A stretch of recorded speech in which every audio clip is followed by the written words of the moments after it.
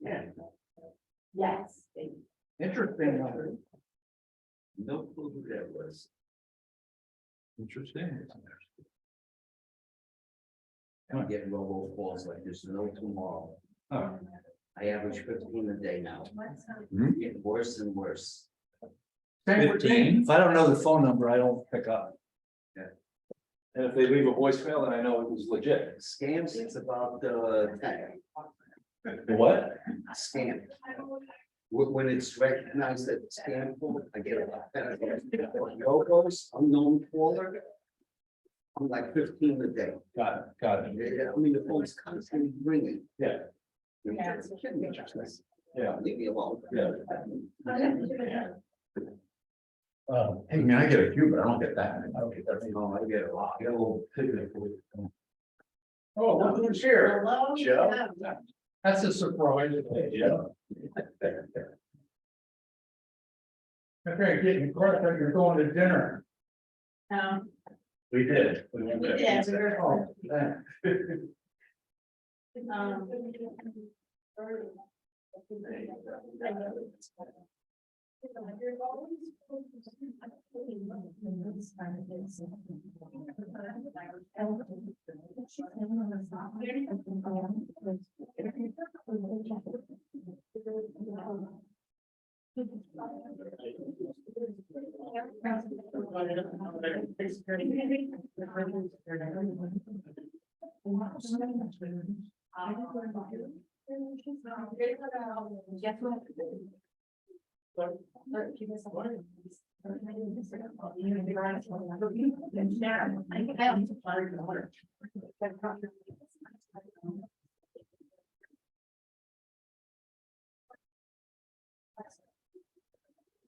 Hey, how are you?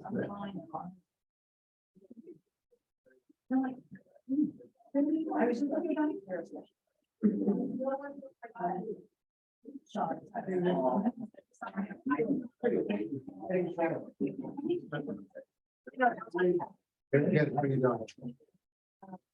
Thank you again for the report. Yes. Awesome. And I don't get too detailed for the, for this stuff, but I appreciate it, like, quick little summary of, what we get. I appreciate it, really, Yeah, I'm happy. and you're very reliable, it's like, it is like clockwork, every, 2 days before the meeting, bang. Well, I do the press release, this, like I do it, I have it set so that if, either Monday or Tuesday, I try to do the bi-weekly press release and then the your same time. So keep it on track. Summary. I do appreciate it, thank you.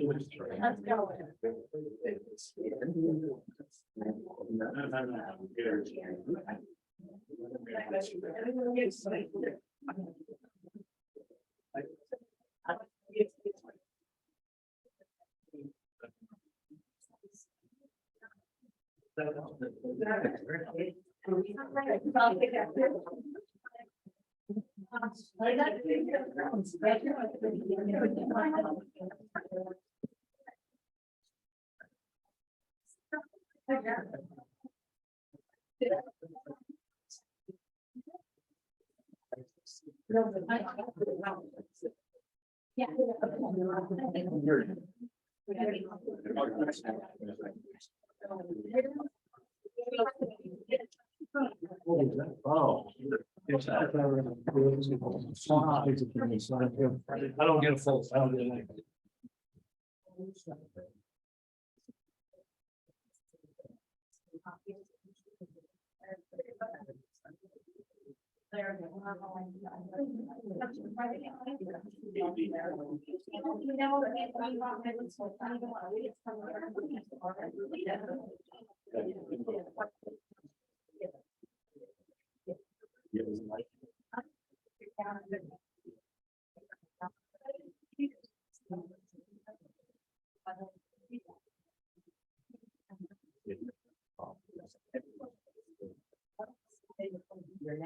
We're right next door to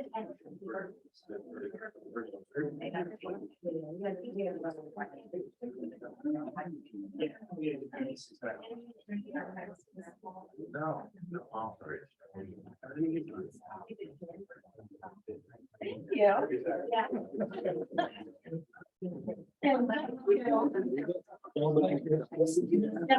It worked out very well.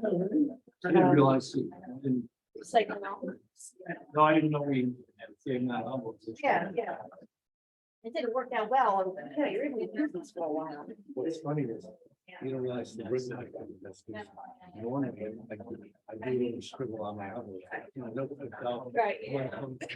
I'm like, I can't write on my oven. It's like-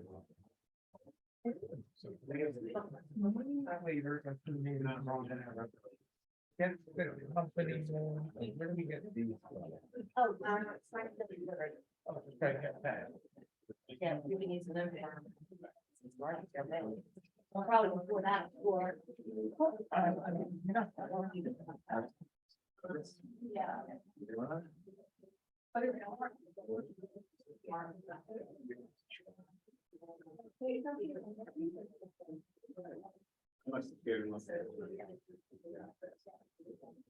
So I didn't know if you had, like, around that. It's not.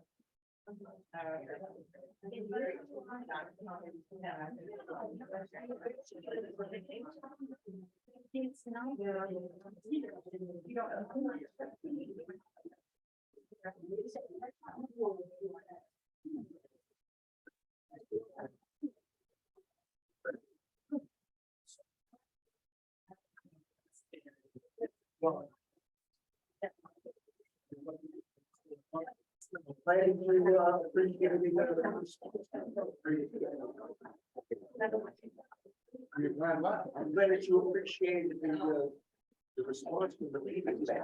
It was very helpful. I'll take it back.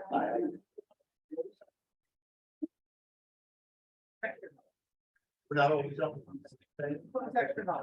We're not. You know,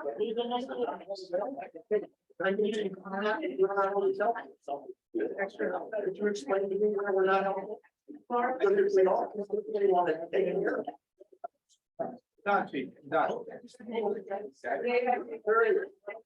I just want to make things straight.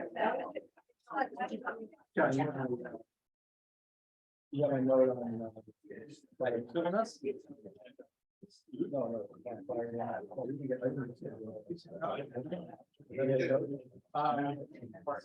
Fireman EMS? No.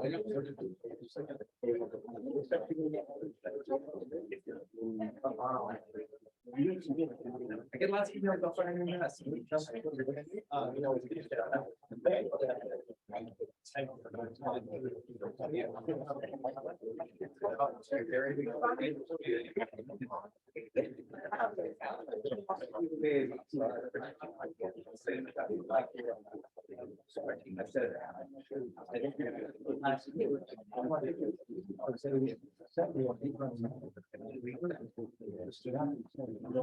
yeah, my, is that close enough for you?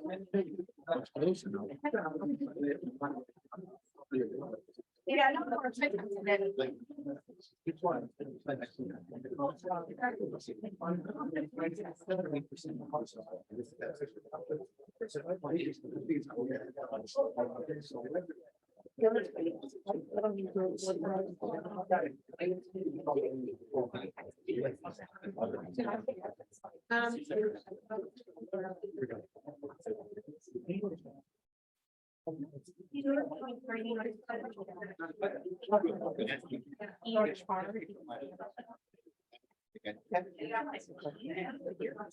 Joanna, always, don't trip on the wires.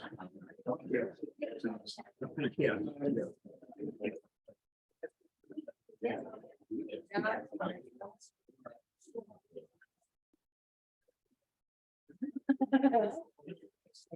Another statement. Little council president, argument. Good, how you doing?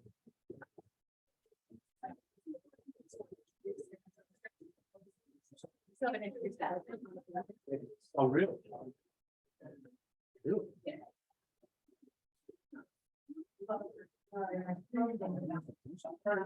Paying Home Depot in the supplies.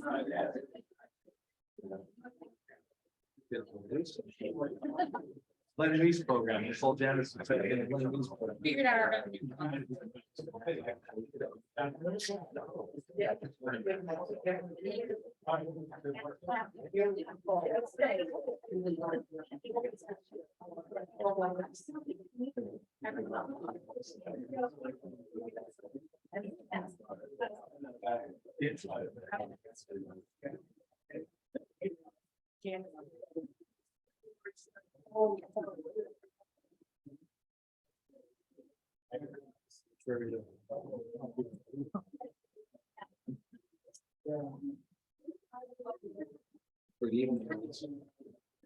Hello, Councilwoman, how are you? It's a pleasure to see you.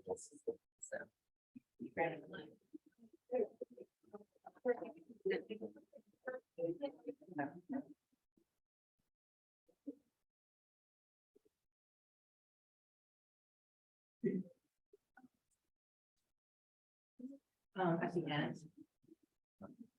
No. 6:30, so let's get rocking here. Okay. Okay, now we start. Good evening, everybody. I pledge allegiance to the flag States of America and to the republic for which it stands, one nation, under God, indivisible, with liberty and justice for all. I wish to announce that the 48-hour notice is required under the Open Public Meetings Act, was emailed to the Asbury Park Press, the Co-Star, and the New Co-Star on December the 13th, 2022. That a copy has been placed on the bulletin board in the borough office and that a copy has been filed with the borough clerk. As a courtesy to the public, this meeting may be attended via Zoom. If for any reason the Zoom portion of this meeting fails or is disconnected, the in-person meeting will continue and action can and will be taken. Ms. DeMarco? Present. Ms. DeNoble? Here. Mr. Gubatesi? here. Mr. Weber? Here. Mayor Fox? Here. Okay, okay, thank you, Erica, and thank you all for coming tonight, and both here and on Zoom. We've got a couple of big items to review tonight, but I think we'll get through them expeditiously. Hopefully we will. I'm glad to be back. I missed last meeting. I called in for a bit, but missed some of the front and the back end of it. I was in a time zone change, so we've been a little bit late. I don't know if this was covered up front, but I've continued to try to cover the kind of rules of engagement that we welcome disagreement because we think of things from a different perspective, but our voices should be constructive. We agreed as a council that we would look for a brighter Bradley Beach and ask everyone to join that vision and rules of engagement. Ask everyone to gauge their tone in going forward. We're all neighbors. We all live in the same town. I know that's on an ongoing basis. Some of those rules of engagement sometimes get stretched, but hopefully we can continue to improve. You know, again, we've had some lengthy meetings. We have put times on the agenda to try to manage that, and we're going to try to stick to those times. We are noting follow-ups and getting back to people with those follow-ups and also including them as an adjunct to the minutes. So hopefully we'll continue on a path of trying to be more effective and efficient. Again, welcome to meeting number 10, and the first agenda item is a workshop discussion amongst the council on the budget review. I'll start with just a couple of points, and then I'll turn it over to Greg Fehrenbach. Another point I forgot to make is that Greg continues to fill in as the interim VA, but we are very close to an appointment on that. Our 2023 budget, we brought down the true tax levy to a little bit over 5%. We've recognized increases in the context of an economy that we witnessed some significant inflation rate, and through that, I think, again, we have a prudent, practical, and manageable budget. We have not reduced or eliminated any services to which our residents and visitors have become accustomed. We hope that that would not be the case, and we'll and continue to figure out ways to continue to provide services, but continue to be an affordable community. And in closing, and then I'll turn it over to Greg. It is a balancing act. We really try to look at desired outcomes, expected outcomes, improve our services, and that's been the objective of 2023. We've worked very hard. All the departments have pitched in, and I appreciate the work that they have done. But to date, we have not had to do anything that would hurt us programmatically. We want to try to maintain that. So with that, I'll turn it over to Greg, who can maybe facilitate the conversation. Greg's done an extensive amount of work on the budget, and I very much appreciate that. I just want to be able to provide one advisory. This dialogue that is taking place is going to be among members of the council. It's not purposefully excluding the public from the discussion. It is that there is a statute that controls the manner in which a budget is reviewed and discussed. Once the budget is introduced, it is then a legal document and is the subject of a public hearing that is scheduled now for 3 weeks from tonight. All comments from the public regarding the budget that was introduced and published have to be on the record, and they have to be on the record of that public hearing. So for this discussion that we're having, there won't be an opportunity for the public to be able to speak or to question during the open public comment period. They can raise questions, but we will not be in a position to provide any responses. We have to provide responses to questions on the record as the local budget law dictates. So with that as an introduction, I would leave it open for members of the governing body to raise questions, make statements, whatever the members of the governing body wish to do. And hopefully I'll be in a position to provide those responses. Okay, anybody want to they have questions or comments for Greg? Yep. I do. I want to actually just read a compared statement. In part, I feel like I've at least tried to keep the public abreast of developments. Earlier, I raised concerns that we weren't receiving enough. The council wasn't receiving enough information early on. Over the last few weeks, you may recall, for those of you who are here or on Zoom, a couple of weeks ago, we actually voted to introduce the budget because the administration, and in particular, largely Mr. Fehrenbach, along with the mayor, along with the CFO, began to answer some of our questions. So I viewed that as a great positive. I'm going to read a statement just to give everyone kind of an update of how we got to where we are tonight.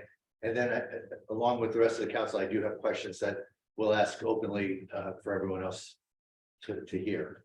So my prepared statement. As most of you know, the mayor and our CFO have been developing the borough budget since January.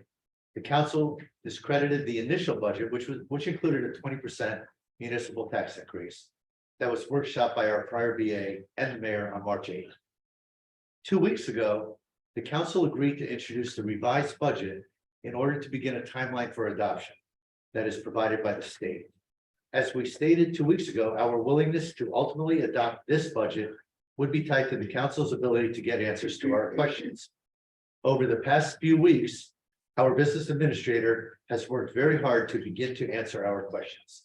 I want to thank Mr. Fehrenbach for his efforts to date and for his willingness to continue to answer questions that remain open. Although we are told that the public can't comment during tonight's workshop, we asked for this workshop to give the public a chance to hear the council discuss this budget. We still want the public to hear our questions, our concerns, and our recommendations, in the hope that it helps to educate those of you who are interested in how we spend your tax dollars. So now let me begin a budget specific comment before I ask some general questions and allow the other council members to do the same. There is one overarching concern that I have with the proposed budget. in order to pay for all of our planned expenses in 2023, I believe we are borrowing more from our surplus than we can reasonably expect to repay. Historically, this borough has consistently paid back or replenished 100% of our surplus until last year. Only recently did the council learn that last year in 2022, we borrowed roughly $1 million against our surplus, but only paid back $700,000. This resulted in the borough dipping into our surplus by $300,000.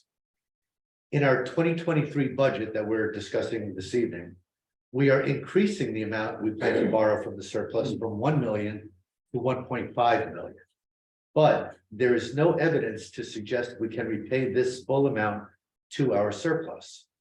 In fact, by my very rough estimates, it is likely that we will replenish another $500,000 or we will not replenish another $500,000 or more. This could mean that in just 2 years, we have drained our surplus by almost $1 million. This would represent almost a third of the $3 million surplus we held at the end of 2021. This is clearly an unsustainable path. To put it simply, we are planning to spend more than we can afford to spend. There are only two things we can do to deliver sustainable budgets to our residents in the future.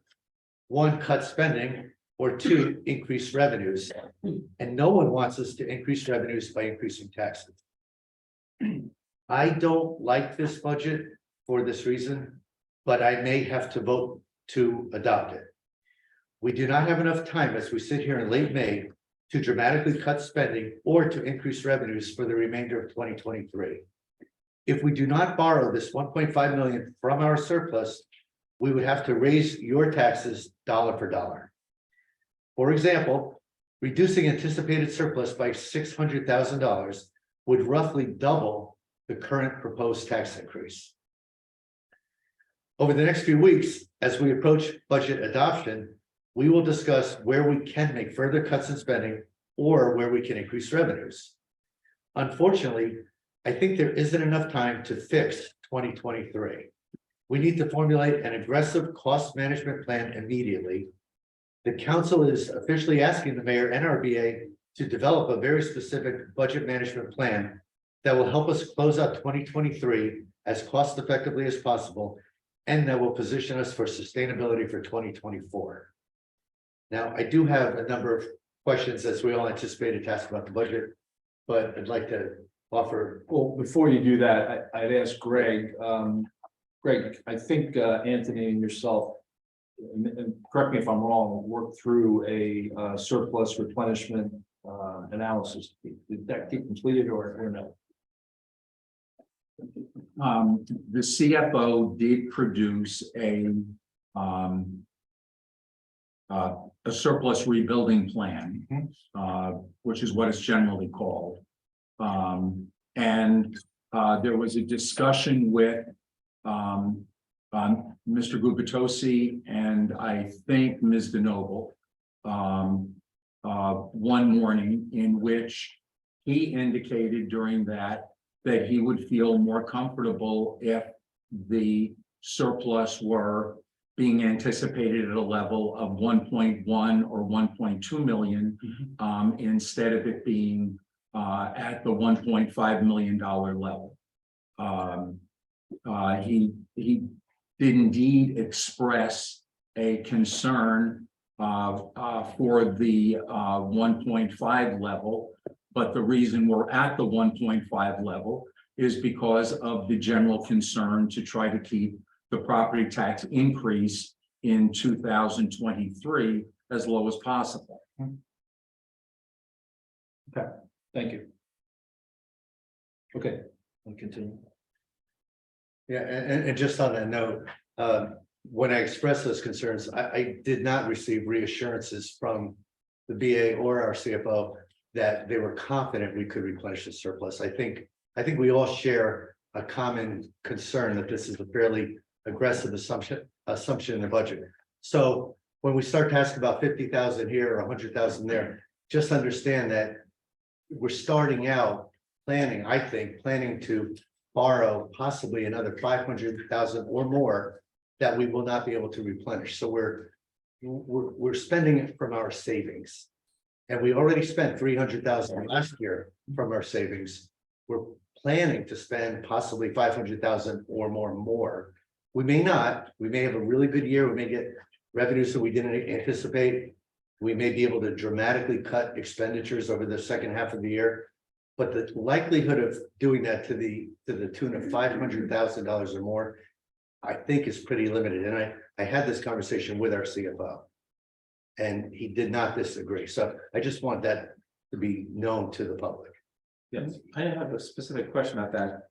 Greg, when you said Mr. Menino did the surplus plus replenishment plan, didn't he do that on the old budget, the original budget that was going to raise taxes 20%? And then when the mayor said that he thought it was a moderate risk, wasn't that based on that surplus replenishment plan? Yes and no. The replenishment plan that I believe the mayor shared with you indicated that how do I put it, that the amount to be raised by taxes was going to be approximately 8.5 million. Where now that number is down to, I think it's somewhere in the vicinity of 7.6 or something. That's close. But the analysis that he went through in that replenishment plan or that rebuilding plan wasn't going to change based upon the amount of the tax increase.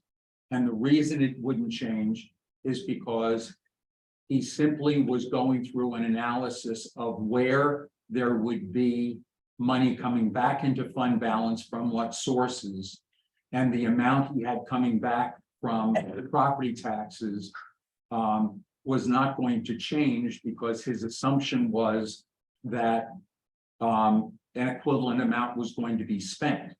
The way this budget was brought down was not by affecting the revenue side artificially.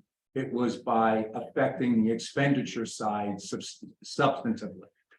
And so because of that, his analysis would not have differed whatever you put in terms of the tax rate for this, I'm sorry, the tax levy for this year. So maybe I could start out just asking some general questions. Well, and just on this point, Okay. I have stated that it's a moderate risk. It's not a low risk. It's not, I think, not a high risk. I think it's a moderate risk. We do have some potential offsets in the other one time, but do you step this down over some time as you're trying to reduce spending or increase revenue? So I'll just leave it at that. And if you'd like to. Yeah, we just define moderately differently. So I think a pretty easy one, but it's an issue I have for the budget, we, the council, I think, plan to debate over the next few weeks. Is the funding for our volunteer organizations. We've been through a very thorough process, and I say we, I think I'm including Mr. Fehrenbach and the mayor, working with the fire department. And my understanding from talking to the fire department as well is that they are comfortable with their positioning in the budget this year. I believe we're reducing their budget a little bit, but they have basically been been given awareness that they're getting a $40,000 grant that'll offset some of their equipment costs, as I understand it. So because of that 40,000 coming in, they're able to agree to what it may be a $10,000 or so reduction in their budget. Is that close, Mr. Fehrenbach? The grant is coming in for turnout gear. And so they did not see a need to budget as much for turnout gear. I don't remember what the exact numbers were that relate to that. I do know that the number in the budget is 92,900, and that the members of the fire department that were here the other evening were aware of that, understood how it played out in their budget, and were satisfied that that would be adequate for 2023, given the fact that many other departments are having to pull in their belt also. So it was, the turnout gear was $29,000 budgeted, so it's about a third of their budget. And the grant that they received was about, I think, 40. And so that's why they were comfortable with where we ended up. And so, Mr. Gubitosi, if I can clear up something before, there's no need for an appropriation for those monies in the current fund. There is a need to be able to have what I call an inside or an in and out budget amendment, which is called the Chapter 159. That you do after the budget's been adopted. That'll put the expenditure on the expenditure side, put the revenue on the revenue side. It has a zero-sum effect on the budget. And I just received today from the state the ability to go into that grant program.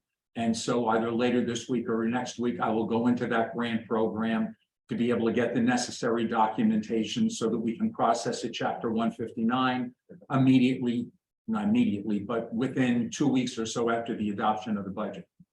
Okay, thank you. Yeah, the concern as expressed to me by the fire department was they have the grant, it's been approved, but they needed us to appropriate it in order for it to be. And that'll be the Chapter 159. Okay, perfect. So anyone of any of our residents looking at the budget, just know that you'll see the fire department budget drop from like 115,000 to 92,000 this year. Significant reason for that is what we've just discussed. The grants, some issues about how we reimburse utilities, but everybody at this point is happy with the outcome. But the primary reason for that is a shift of expenses from the fire department proper to the municipality's specific utilities account. And it's that transfer that is the primary reason for the drop from what I think was about 115 to about 93. And I did ask, I don't know if this has been resolved yet, but I did ask, were we, the municipality, taking on the difference, the 30% difference? No. We're not, okay. No. Okay, we're probably going deeper than the public meetings. That was a question.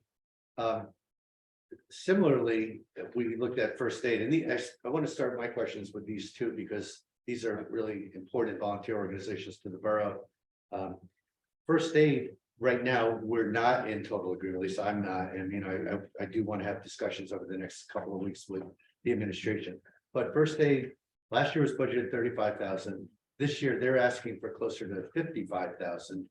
They've shared with me a fairly lengthy laundry list of expenditures they need to cover, to maintain operations.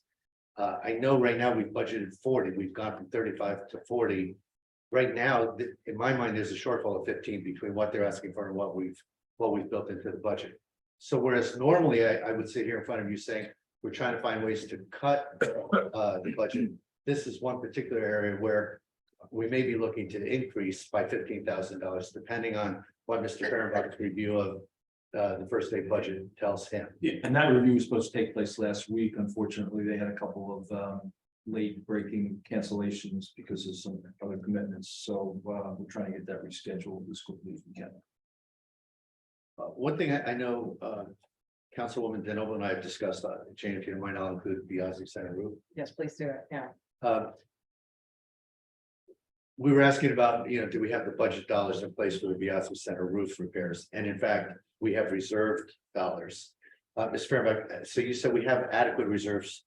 That means that we pay it from dollars we've set up in prior years. We don't have to pay them out of our current budget. Is that? Well, yes. Well, There are at least two sources of revenue.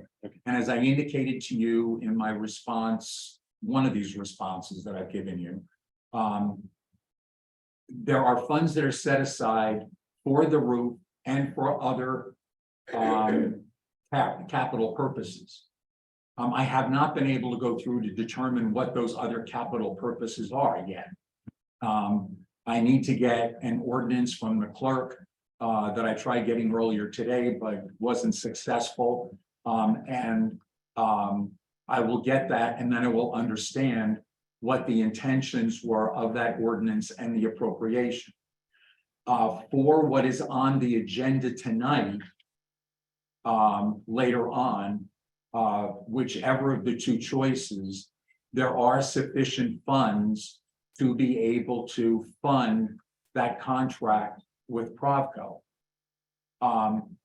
There are additional monies included in this budget to deal with other roof repair issues that may arise and that seem to arise on an ongoing basis. We're not putting it in an operating account where it might get spent on something else. It's in a capital outlay account where the only thing it can be used for is our roof repairs. Is that the 25,000? Yes, Right, but in 2021, we did do a bond ordinance for, and I think that's what you're gonna find out. Yes. If Councilman Weber and Gubitosi were here, it was for $200,000 or $250,000. I don't have it right in front of me. It was a combination of roof repairs, some work on the Lorraine Avenue Church. And it was one other thing, I can't remember what, you'll find that out. So my point is, if we did that bond, we are gonna be paying out of that bond. We have been paying out of that bond. It's a marginal amount. That's it. yeah, but But importantly, I guess for the public's benefit, this is what I saw and what anyone looking at the budget would see. Capital outlay budget appropriation $25,000. And I thought, wait a minute. We're about to vote for $163,000 repair. Is that going to hit this budget? And the answer is no, because as the mayor and our BA have just stated, we have reserve dollars in place. Correct. Which means we can kind of pay them out of a separate fund we set aside in a prior fiscal year. So that was good news.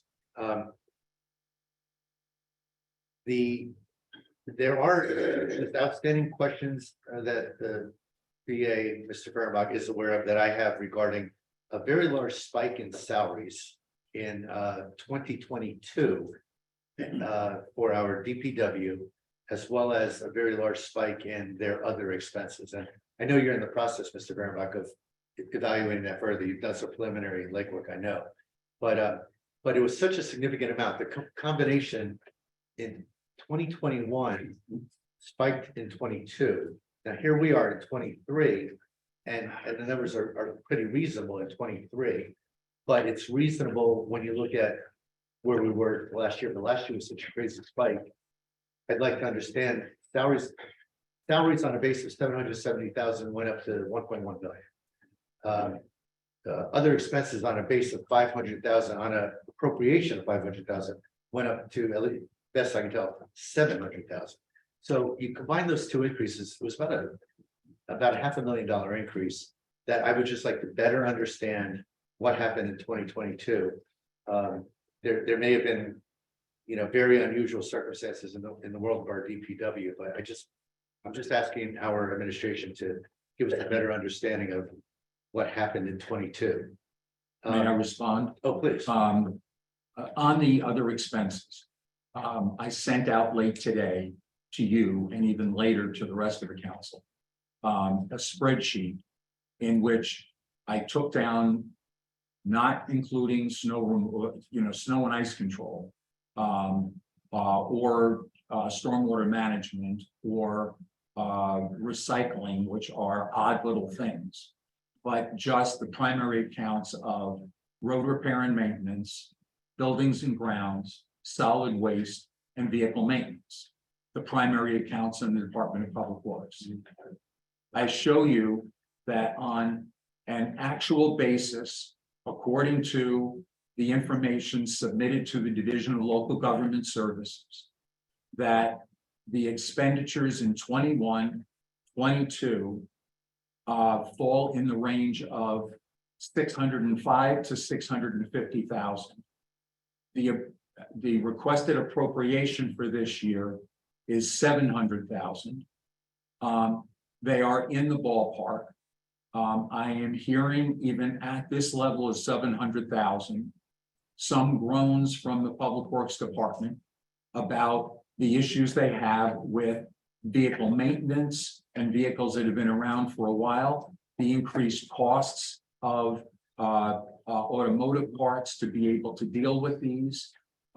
the increased costs that they're experiencing when they go to the various vendors for the various supplies that they have to get.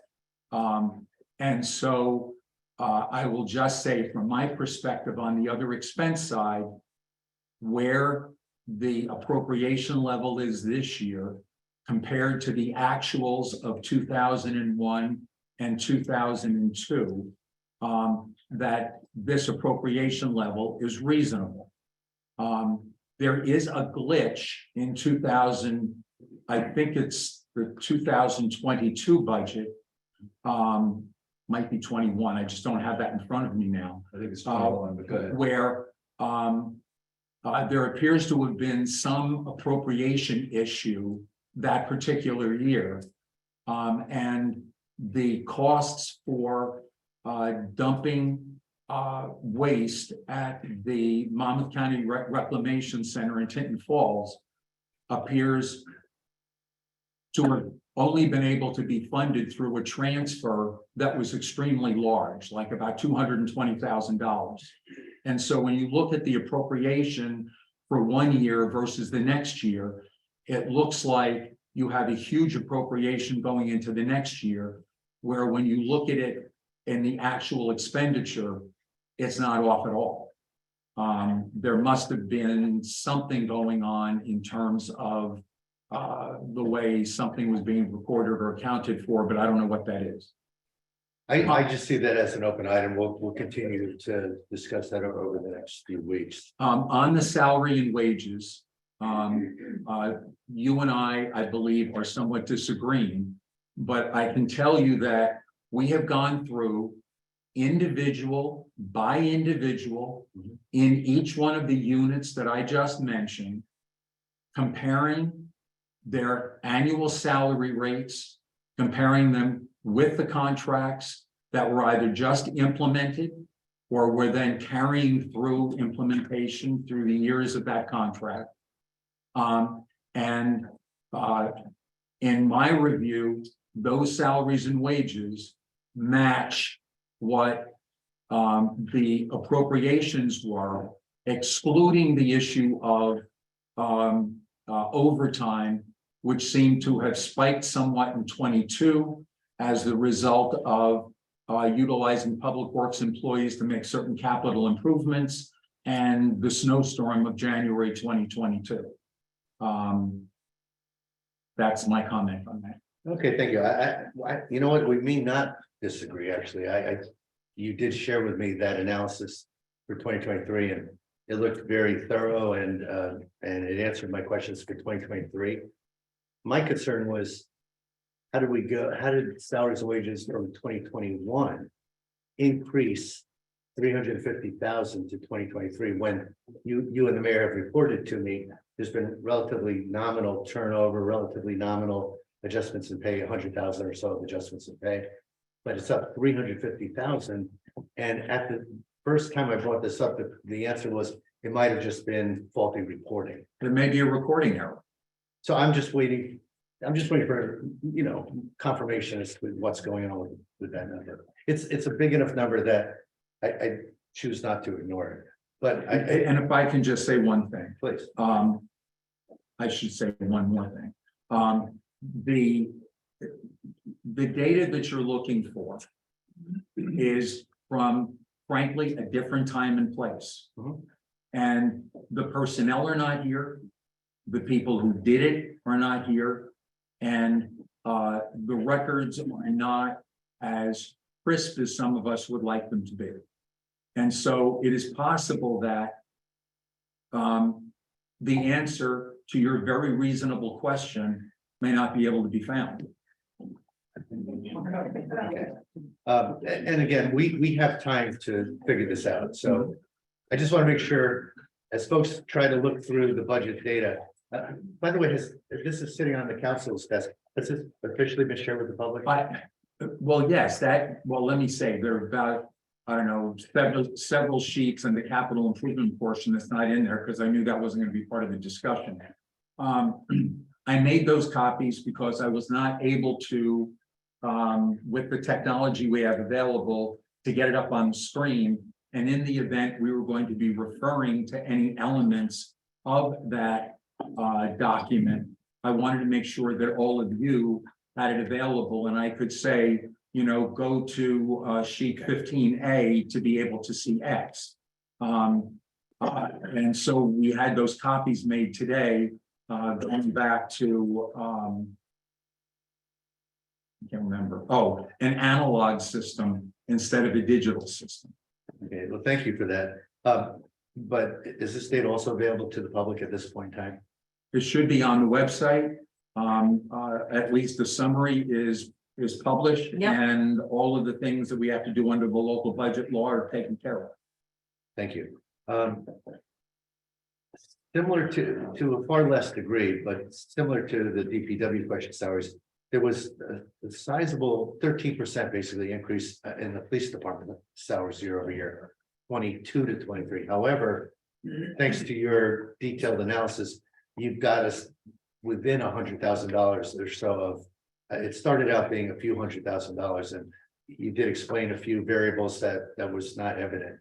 So my only comment is, I think we still will work through, you know, is there anything more to discuss there? I know you told me there's some allocations to the beach that offset some allocations from DPW. Well, I think the first thing we have to do is we have to come to an agreement on what the numbers are. And you raised a question at the end of what you sent me late this morning, early this afternoon, where you were asking, you know, I have this number, can you explain the relationship? You're going to have to explain to me where you received the first number. That number I don't know. The second number, the 2,371,000, is the one that appears in the budget that was introduced and is sitting in front of you. That is the basis for which I ended up doing the analysis. I indicated that salary and wage increases within the police department accounted for a particular amount, somewhere between 150 and 160,000. One item that you didn't seem to recognize was that I had made an error in the calculation of the crossing guard costs, and that error was off by, I think, 21,600. That answers some of your question. There may be another piece of it that is related to allocations between the police department and the beach, which is something else that I mentioned in my earlier response. But at some point, I assume in the next week or so, you and I will sit down face to face and we'll go over those and hopefully be able to find what the answer to the questions are. And the whole purpose of this workshop is just to again inform the public, let you know the types of questions that the council is asking our VA and the mayor. So thank you. We're not going to have all the answers tonight, but we're making progress. The mayor reminds me we're short on time, but I want to get a couple of the quick thoughts out. I do think there's some additional discussion to be had, and folks can look this up on their own materials for capital outlays for fire and police. Again, just to understand the nature of the spend there. You, the administration, have just identified to us an additional net 64,000, was like 80,000 new appropriations, 17,000 new revenue, but that nets out to about 64,000 of potential add to our budget. That I've asked you a few questions on that, but that's new. The purpose of that, just for everybody's, is that in the event there's an amendment, I'm not recommending an amendment. These ought to be included in the amendment. If there isn't an amendment, some of these can be dealt with in a different fashion and could be dealt with transfers at the end of the year. The negative side of that is that it leaves lesser reserves for the year 2025. But I suspect that it can be dealt with without having to amend the budget. And a budget without amendment is easier to process than one with. But that's going to depend on where the five of you stand on. But in your best judgment, you could say right now, the budget that we're all discussing might be shy of net $64,000. Like in a perfect. Something in that neighborhood, yes. I just want the public to know that you, the administration, yourself, the mayor, perhaps the prior BA, you've worked to remove one of the concerns I had going into this process. I felt we had hired a number of special consultants, and you've confirmed to me that those folks have actually, they're no longer working for the borough. Either they haven't worked for the borough this year or they're no longer working, yes. Yeah. And I guess my last comment is, and I think Ms. DeNoble might reference this later, if not a little bit now. It's just become apparent that we as a borough spend a good amount of money on special events all around town. I believe these expenses have grown fairly dramatically over the past year or two. So that's just one other thing that I know, Jane, I don't want to steal your thunder, but Yeah, I know that's something you wanted to discuss. I'll discuss that at the end of my comments, but I just want to say too, thank you, Greg, and thank you, Al. I've been following your emails. You answered so many of my questions. I do have a quick one now, though. The public safety vehicle, capital outlay of $55,000.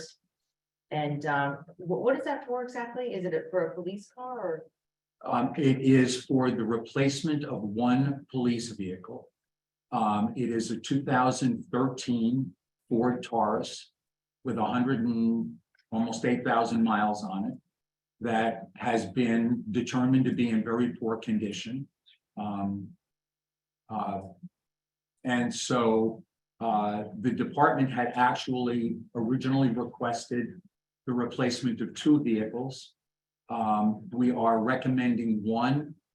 I believe that if you continue a replacement program of 1 per year for both a fleet size and a department this size, that will be something regular in the budget that can be counted on and would add stability. In the event there is a determination not to replace that vehicle this year, it is then highly likely that it'll have 2 impacts.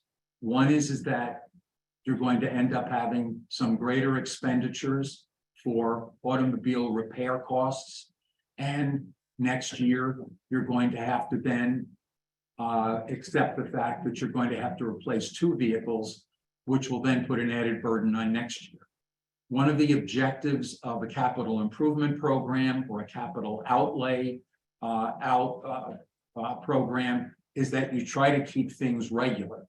You know you're going to have somewhat increased costs, but if you're taking care of everything, you're replacing it when it needs to be replaced, then you don't have shocks to the system. Things run more evenly. Great, thank you. I still think we should do an asset inventory of all the vehicles we have, even for public works. And maybe assess which ones we can sell, and get rid of, and free up some parking, free up some insurance. And just downsize a bit. I did report to you, I think to all of you, that last year in August, there was a sale of surplus vehicles. I expect that in this year, there will be a similar action taken. And there are a few vehicles that we're currently looking at as needing to go. The issue is that then places more of a burden on the existing vehicles you have and can sort of increase what your capital improvement program is going to be on vehicle replacements in future years, but we'll try to balance that out. Great, thank you, Greg. Okay, Can I just have one last question, Greg? Go back to the fire department. So did you say we're increasing the amount that we're paying for the utilities? Like it's always been 70%. You say that? Last year, the municipality placed in the fire department budget $24,000 for utilities.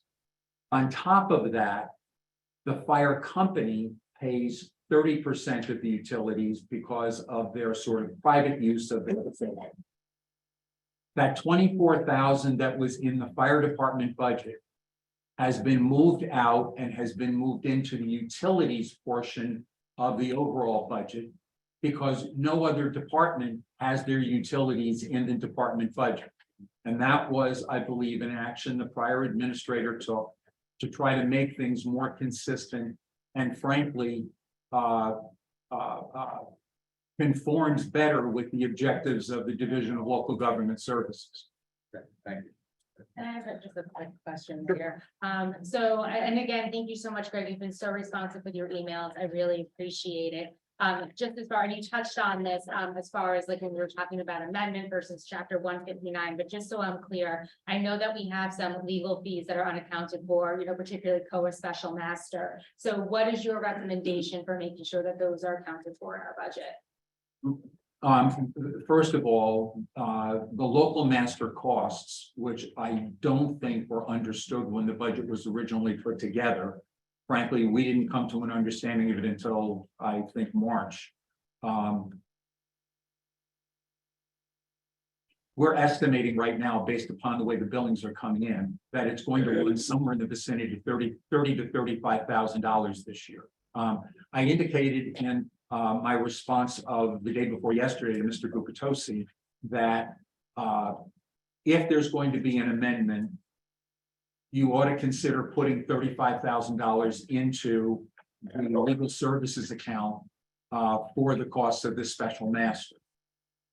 If, however, you do not proceed with an amendment, which is what I think many of us would prefer, but if you proceed without an amendment, then I believe that there is enough flexibility in the existing budget that by the time the final bills come in toward the end of the year, after November 1st, the governing body would be in a position to be able to do inter-account transfers and thereby be able to cover it. Thank you. Okay, we will close this workshop out. Hopefully, people got a good sense of where we are and where we're going. And hopefully we have a successful adoption in the next 3 weeks. We'll move to agenda item 6 right now, presentations and bids, Newark Avenue concession, beach umbrella and beach chairs. And Greg, is that yourself or is that Essence on hand? Mr. Panel? We did not receive any. Nothing. So the borough just advertised a solicitation for vendors to provide umbrella and chair concessions at 3 potential locations in the beachfront. Anyone here to bid on this concession? No one having appeared, no one having submitted, the auction is closed with no bidders.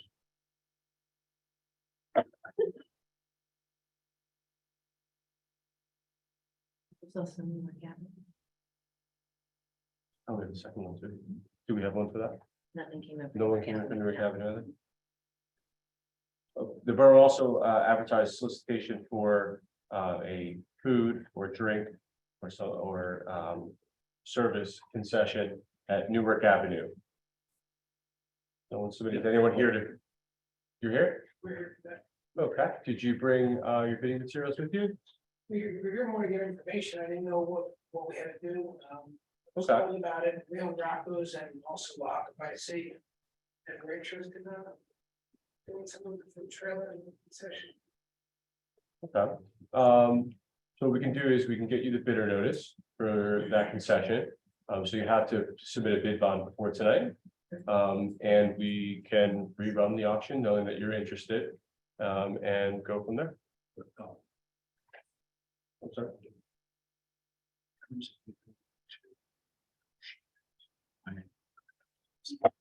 This is the second time. Oh, this is the second Yeah. time. The second time. Forgive me, I thought it was the first time. No. I was looking for the.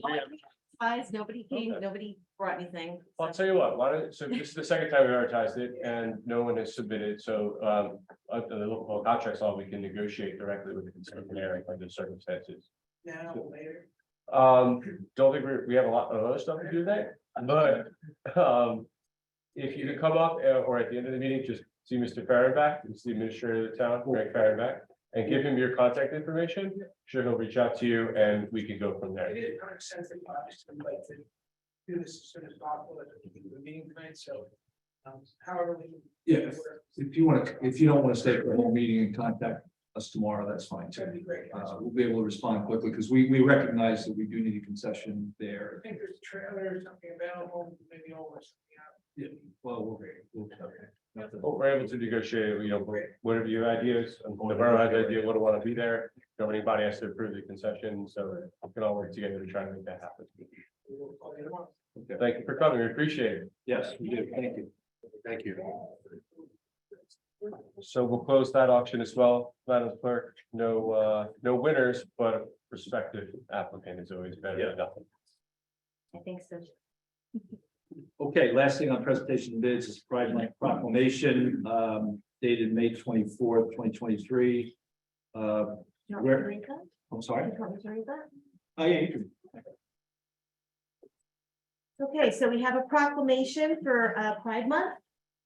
Whereas the governing body of the Borough of Bradley Beach recognizes and proclaims the month of June of 2023 as lesbian, gay, bisexual, transgender, and queer questioning and plus LGBTQ plus Pride Month. And whereas all human beings are born free and equal in dignity and rights, LGBTQ plus individuals have had immeasurable impact to the cultural, civic, and economic success of our country. And whereas the Borough of Bradley Beach is committed to supporting visibility, dignity, and equality for LGBTQ plus people in our diverse community. Whereas while society at large increasingly supports LGBTQ plus equality, it is essential to acknowledge that the need for education and awareness remains vital to end discrimination and prejudice. Whereas this nation, founded on the principle that every individual has infinite dignity and worth, and the governing body calls upon the people of this municipality to embrace this principle and work to eliminate prejudice everywhere it exists. Whereas celebrating Pride Month influences awareness and provides support and advocacy for the LGBTQ community and is an opportunity to take action and engage in dialogue to strengthen alliances, build acceptance, and advance equal rights. Now therefore be it resolved that the governing body hereby proclaims the month of June 2023 as Pride Month in support of LGBTQ plus community. Thank you. Second, sorry. Okay, that's it for presentations and bids. Thank you very much for, that was an important proclamation. I think last year was our first year of our proclamation. Yes. So we're going to continue with that. Okay, move to approval of minutes. I'll make a motion to approve May 10th council business meeting minutes. The May 4th. Okay, I was gonna do this. Okay, I'll do. May Oh, 4th. okay, Yeah. all right, no, Okay, whatever I had it, you I want, just, Larry, I'm sorry. yeah. May 10th, 2023 business meeting minutes. Make a motion to approve. Second. Mr. Marco? Yes. Ms. DeNoble? Yes. Mr. Gubatose? Yes. Mr. Weber? Yes. Mayor Fox? No, it's abstained that I missed part of the meeting. Approval of minutes for the May 10th executive session minutes. I have a second. I'll second. Mr. Marco? Yes. Ms. DeNoble? Yes. Mr. Gubatose? Yes. Mr. Weber? Yes. Mayor Fox? Abstain, same reason. Okay, approval of May 4th, 2023 special meeting executive session minutes. I'll make a motion to approve. Second. Mr. Marco? Abstain. Ms. DeNoble? Yes. Mr. Gubatose? Yes. Mr. Weber? Yes. Mayor Fox? Yes. Okay, we'll now go to agenda item 8, public comments pertaining to the 724 agenda, items only 5-minute limit and single instance to speak per participant, whether in person or virtual. Any questions on the agenda? You're gonna have to help me. Oh, okay, I'm sorry. So yes, we have Shauna, Greenblatt, sorry, my brain tonight. Sorry. That's okay. Hi, Shauna. Sorry about that. Okay, Shauna Greenblatt Janoff, 414 Monmouth Avenue. I wanted to comment on ordinance 2023-9, amending chapter 310 noise to prohibit construction during summer season. I have a couple of comments and questions, and for the record, if it's requested that these be submitted, I'm happy to do so. So with regard to this, please. Ms. Greenblatt, I just want to ask Councilor Cannon on ordinance introductions, do we not typically not take comments, but we can take them at the end of the meeting, but not? On the agenda. There's anything on the agenda? No, I'm asking a specific question about ordinance introductions. I just want to clarify the point. I'm sorry. I mean, it's being introduced tonight. It's on, this is comment on agenda items, so. I think the speakers in bounds. Okay, I just wanted to be sure because I've gotten mixed comments on whether you should or should not have a discussion on ordinance introduction. Okay, thank you. Okay, yes, I'm sorry, Ms. Green, go ahead. Erica, can you move my clock back, please? Okay, so please clarify who this includes, such as commercial tree companies, landscaping companies, all professional construction workers. I think it's important that this be clear about who is included in this in this change. And furthermore, with regard to how the ordinance reads as it exists.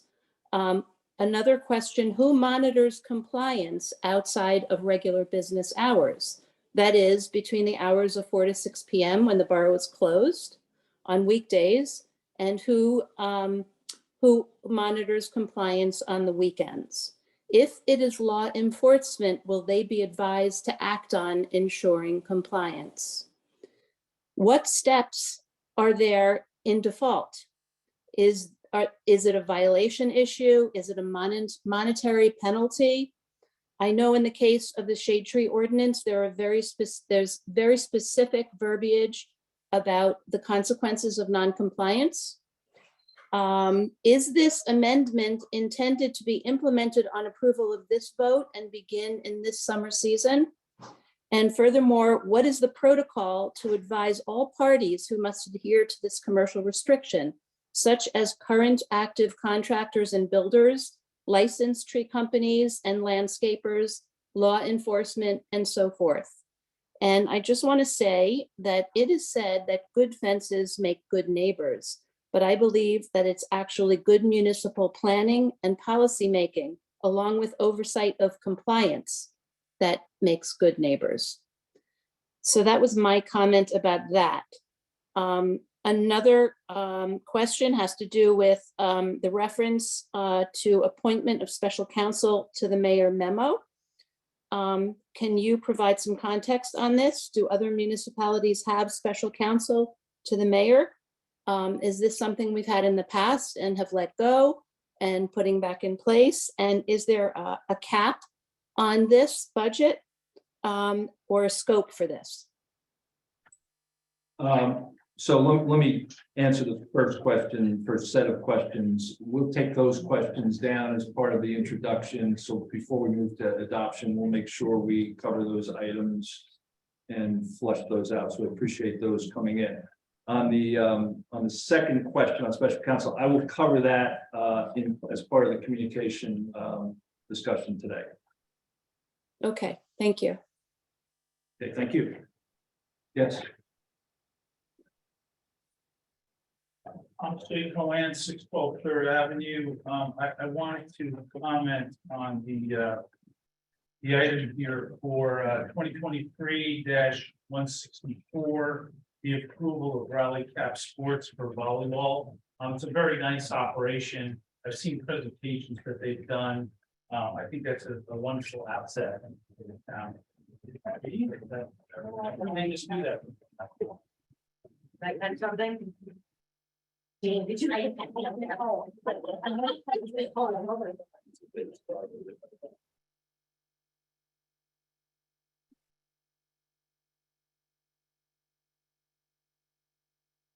One kind of static and another.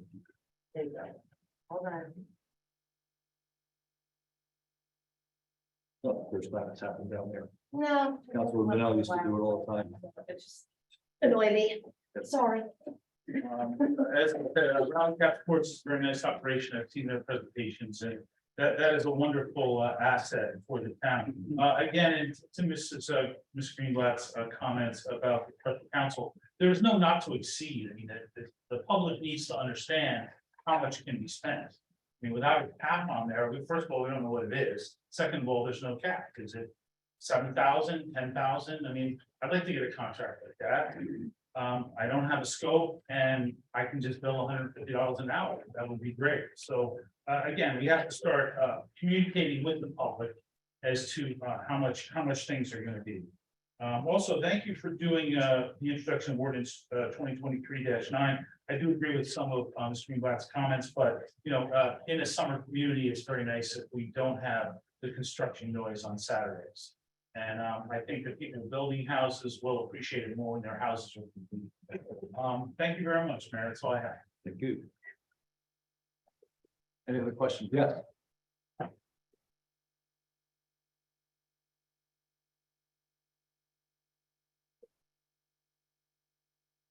Fancy Meadow, Ocean Park condominiums. I'm confused. I see resolution 2023-127. Just printed out, know what the resolutions are. And once again, I come to this body and ask, what is the criteria for things? Why can't things all be treated the same? I have, can I answer that for you? I trust you with my time. Okay, reason for 120 or 2023-127A being out there. Absentmindedly, when I was posting everything to the website on Friday, because of the number, I did not post it with all the other documents by accident, but it was on the agenda. So I just made some copies to put out there for the public, and I posted it to the website. You know what, I emailed when you say, where is this No, document? I took it upon myself to correct my error. Thank you. You're welcome.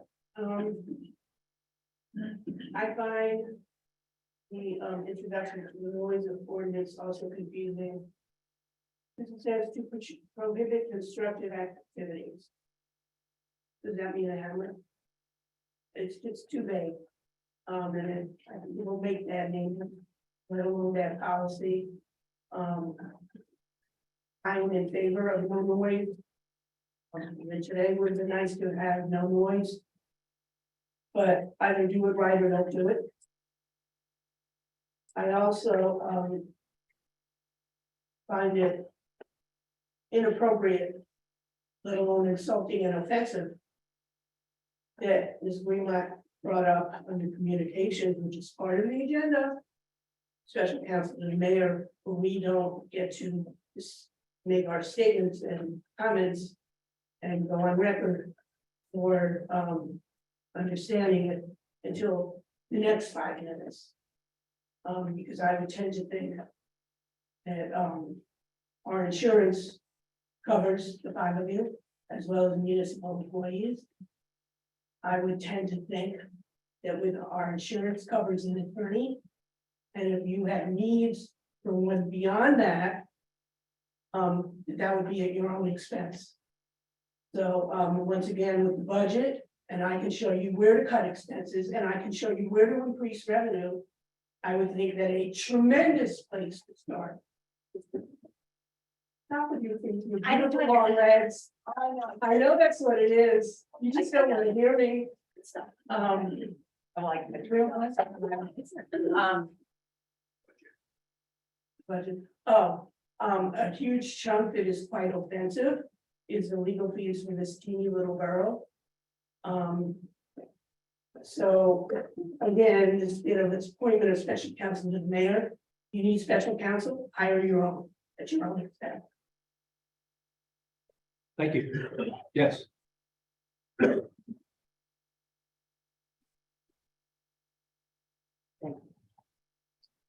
Hi, Linda Duffy, 312 Friendly Avenue. I was just not clear about using power equipment on the weekends. Does that include all contractors or homeowners can? Because homeowners come down here on the weekend and they need to do things, and it might be a chainsaw, it might be a circular saw, it might be a power washer. Are they excluded from that? My understanding is they are. Because it doesn't but say that in the we'll ordinance. Clarify that in the ordinance. Thank you. But my understanding is that they are. Yes.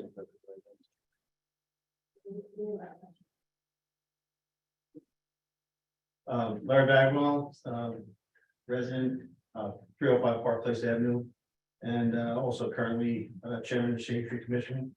wanted to address the item on the topic of, item on the agenda, 2023-166. The waiver of the application fees. Yep. As a Shade Tree Commission, we have 3 revenue streams that provide us the ability to do our job. One is the application fees. The other is revenue that we receive from honoring tree applications. And also, we do have a small budget from the borough. Or at least we did have one. I think that this resolution is not in our best interest. I think it's going to cause confusion because when we started to talk about dead trees, applications not being application fees not being needed for dead trees, all of a sudden every application that came in was for a dead tree. We have a job to do with the Shade Tree Commission, and that is part of our revenue stream. So I think we're giving application fees for people who have ignored their responsibility to take care of the trees that are on their property in the planting strips, because it is their responsibility to maintain those trees. We are absolving them of their responsibility, and I think that sets a poor precedent, because going forward, every resident will claim the same thing. And we won't have, then our revenue will drop off for application fees. We won't be able to do our job. So I don't think we should go forward with the resolution. But if there is a reason to go forward with the resolution, I believe that it's poorly written right now. The word hazardous trees is used in there, and hazardous is a relative term. Every resident is going to claim that their tree is hazardous and not want to pay their application fee. I think if you're looking to be more specific and not open us up to a precedent going forward, red tag could probably be used, because that was a specific event where it identified 18 specific trees and hazardous trees. You know, again, residents will come to us in years to come and cause us to want to ask for waiving of the fees as well. We have 194 trees that are in the that are also tagged for orange, and that means that we should pay attention to those and address them shortly. And I think that if we look at the application revenue that would come in from that, that's almost $10,000 that we could use for funding shade tree activities. And there's also 160 yellow tag trees, and that's again about $8,000 worth of revenue that again residents are going to wind up saying that they don't need to pay. Also, the list of residents that are listed on that resolution is not complete, and it concerns me. There's a couple of red tag trees that were not on that list, specifically 206. Second Avenue was not on that list. 710 was not on that list. 500 Burlington Avenue was not on that list. So I don't know the reasons why those residents are not on that list. Also, there is a resident that's on there that had an orange tag, and putting that as a part of the resolution again opens the door for all of the orange tag trees to come and have their fees waived, and that address is 209 Second Avenue. So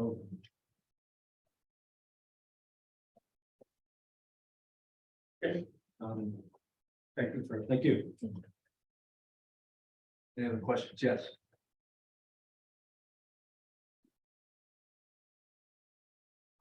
Sorry, I want to see North Avenue. Can you clarify what you just said about the noise ordinance? Will it include residential work versus just commercial, because noise is noise? The word commercial in, it's commercial, the word commercial is in the What ordinance. about residential, non-commercial? Because it's not mentioned residential, I would imagine it's not gonna apply to that. It was discussed at the last meeting, it was brought up at the last meeting. It was suggested that we include that as well, Right. under the noise ordinance, so But we we're can- no longer considering them. I think what's important to understand is that what's written on that piece of paper, you can see that it's section P, which means that there's at least 15 other sections. I believe there's 17 total sections. That particular section deals with commercial construction and having contractors come into town on the weekends in the summertime. There are many other provisions in the noise ordinance that could potentially address residential construction if it's being done unreasonably. So at this moment, this particular ordinance deals with commercial construction. Are there other, if someone's being completely unreasonable, with a jackhammer at 6 o'clock on a Saturday, there are other provisions in there that could be used to enforce and deal with just that problem, if that makes sense. So I don't want anyone to read that piece of paper and think that's the be all end all construction in Bradley Beach. There are other things in there, there's specific equipment mentioned in other portions of the ordinance that could be used to deal with someone who's being unreasonable as a homeowner. Is the full ordinance with all the sections available online? Yes, ma'am. It's chapter 310 on the online code. Great, thank you. You're welcome. Thank you. Any questions? Yes.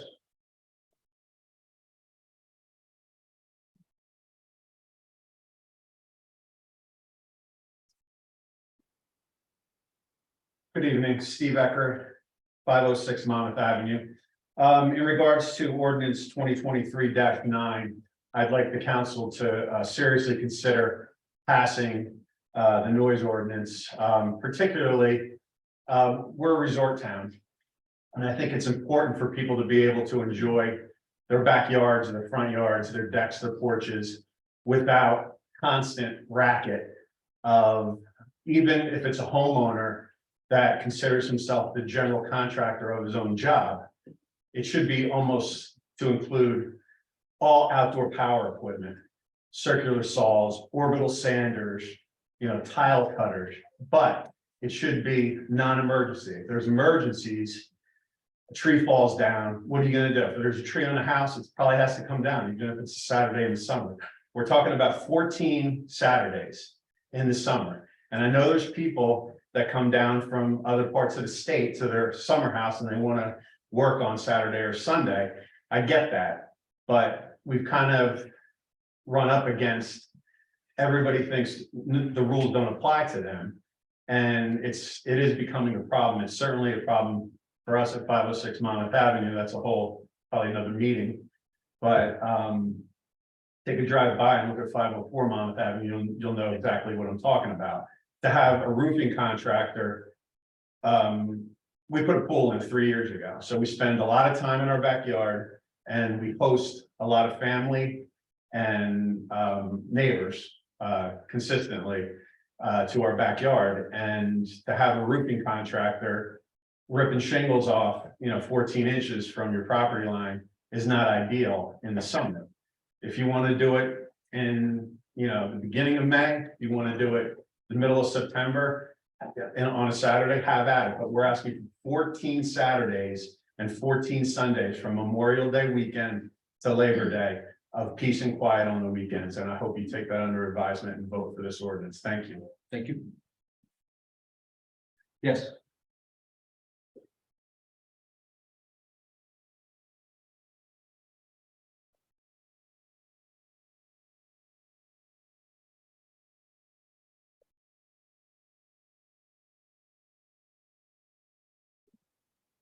My name is Shishia, 112 Fourth Avenue.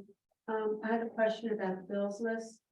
I noticed that, Holman, I'm reading it, Renina and Allison payments for, and I have the number, it's 53781, on 53781, 54742, and 54742. I noticed that the billing date was August, December, and December of 2022. Again, why were these bills paid late? They weren't billed to us. They didn't invoice us. And they're an accounting firm and they did not invoice you? Correct. Okay, thank you. Thank you. Any other questions? Okay, let's move. Oh, I'm sorry, I have one email. Okay, Okay, so we have one email from, is it a comment or a question? it's a comment. Okay, One email from Tim Sexsmith of 500 Lorraine Avenue. This ordinance revision, oh, sorry, my comment is in regard to ordinance 2023-9, amending chapter 310-3 noise. This ordinance revision is an attempt at implementing even more government overreach and is being pursued by a small segment of the population who want to change everything, who want to change the very character of Bradley Beach in an attempt to make our town more like Spring Lake or Deal. It casts aside the property rights of residents who have to work full-time jobs and don't have the luxury of completing their construction projects during the week. Lastly, this ordinance lacks an emergency response clause allowing work to be completed to secure unsafe structures or property features following a fire or other disaster that may strike a property or neighborhood. This ordinance should be withdrawn, redrafted, reworkshopped prior to being reintroduced. thank you. Okay, let's move to ordinance introductions. The first is 2023-08. It's a bond ordinance providing the sewer improvements along Park Place Avenue and Fifth Avenue, appropriations $500,000 thereof, and authorizing the issuance of $475,000 bonds and notes to finance a portion of the cost thereof, authorized in and by the Borough of Bradley Beach in the county of Monmouth, New Jersey. Any council comments on this? Okay, then I will make a motion to approve 2023-08 for introduction. Do I have a second? I'll second. Okay. Mr. Marco? Yes. Ms. DeNoble? Yes. Mr. Gubatose? Yes. Mr. Weber? Yeah. Mayor Fox? Yes. 2023-09, an ordinance amending 310-3, unlawful acts of chapter 2, noise of the boroughs, revised general ordinances to prohibit construction activities within the borough on weekends during the summer season. I'll start with council comments. I'll just start and make a comment. We've certainly gotten good feedback from 2 or 3 people, and we'll continue to take that. Between the introduction and the adoption, we can, take a look and see if they are significant or just clarifications of the ordinance. Yes, Greg. Can I just suggest that, given some of the comments were made, possibly the attorney ought to at least provide the council with his assessment of some of those comments? I'm fine with that. Yeah. So, I think some of the confusion arises from the fact that only a portion of the ordinance is being amended. So there's in 310, I believe that's, thank you. 310-2, I believe is what's being amended. The very next section has an exception for emergency circumstances. It's just not printed on that sheet. As well, as I mentioned to the woman before, a lot of the confusion I think stemmed from some of the audience members that don't recognize it's only an excerpt that's in that ordinance. So there is an exception for emergencies.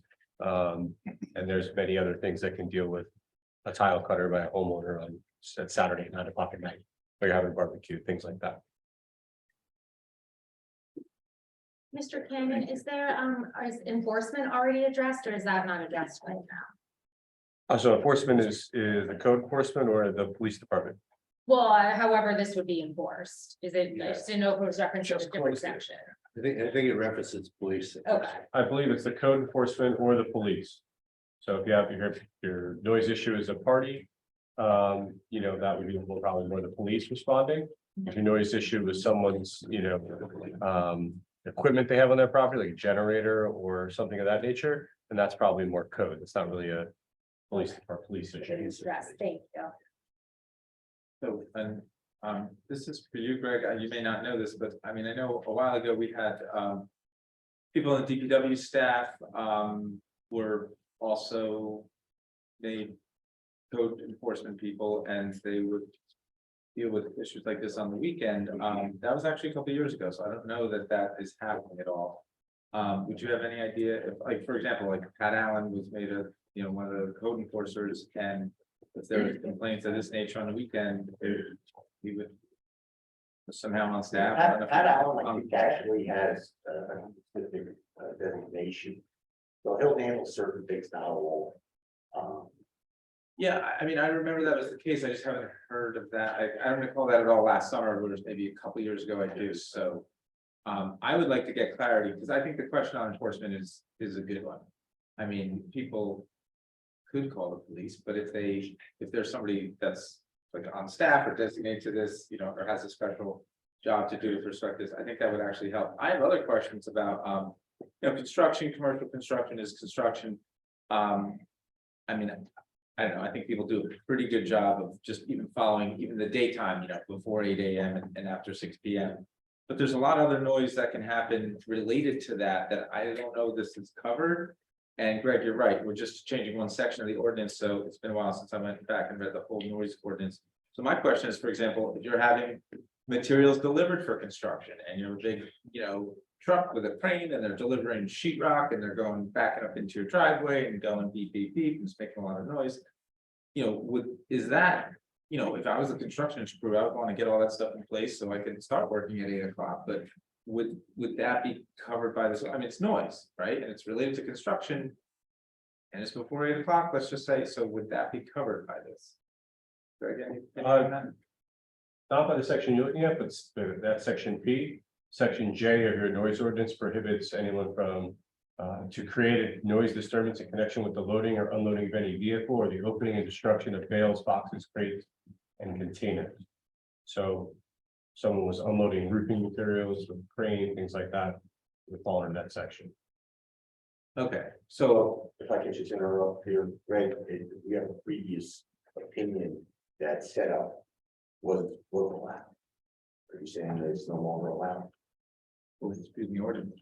Well, I Well, mean, it's in the ordinance now, that you can't start before 8, but again, we have a legal opinion prior to your office. And it was determined that setup was allowed. Not work, but setup. Is that gonna change? if someone's unloading like roofing materials with a crane, I mean, if they're out in their yard moving things around, they're not making noise. I mean, the threshold is noise.